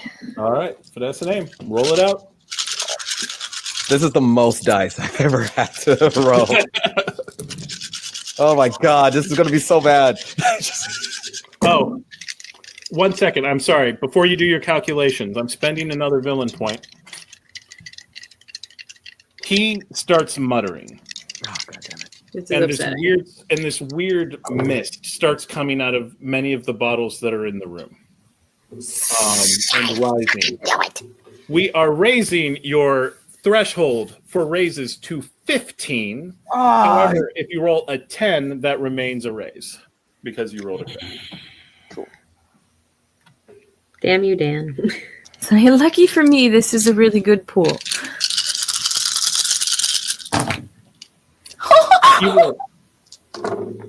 He rolled 3 10s on that roll. I got 2 10s, so All right. so that would make 1, 2, 3, 4 raises. All right. 3 raises. Dang, y'all did well for a raised 3, 4, 3. I think all of this was pretty good dice pulls for us. Yeah. Yeah.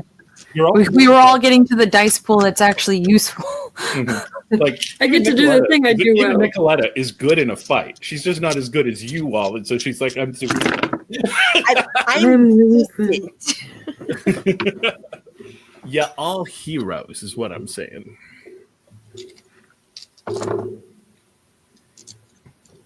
It's past midnight. Why aren't you in bed, woman? 4, 3, 3, 1, 2, 3, 4, 5. 5. Dang. All right.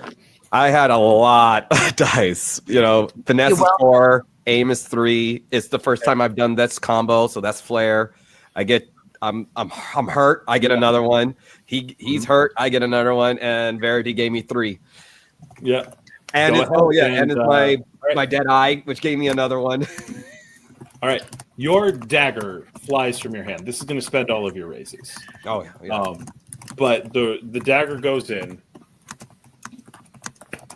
sinks into his shoulder, and he staggers back for another dramatic wound, and he looks hurt. Pulls the dagger out, stares at it, Ah, bitch. Throws it down. Looks around, has his sword out as all of you as you are all squared up on him. Takes the sword, flips it, and the guy that you shot earlier, Demetrius, he brings his sword down in a stabbing motion right through the guy's eye. And you watch as this odd energy seems to circle up the blade into his hand. And it fills him.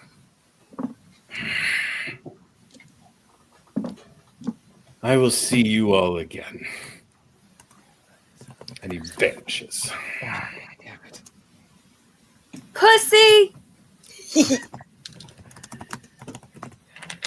He will hurt bad. he was at 3 dramatic wounds. What he will not do from now on is he will not come back from the dead if he happens to, because he smells like myrrh and cinnamon.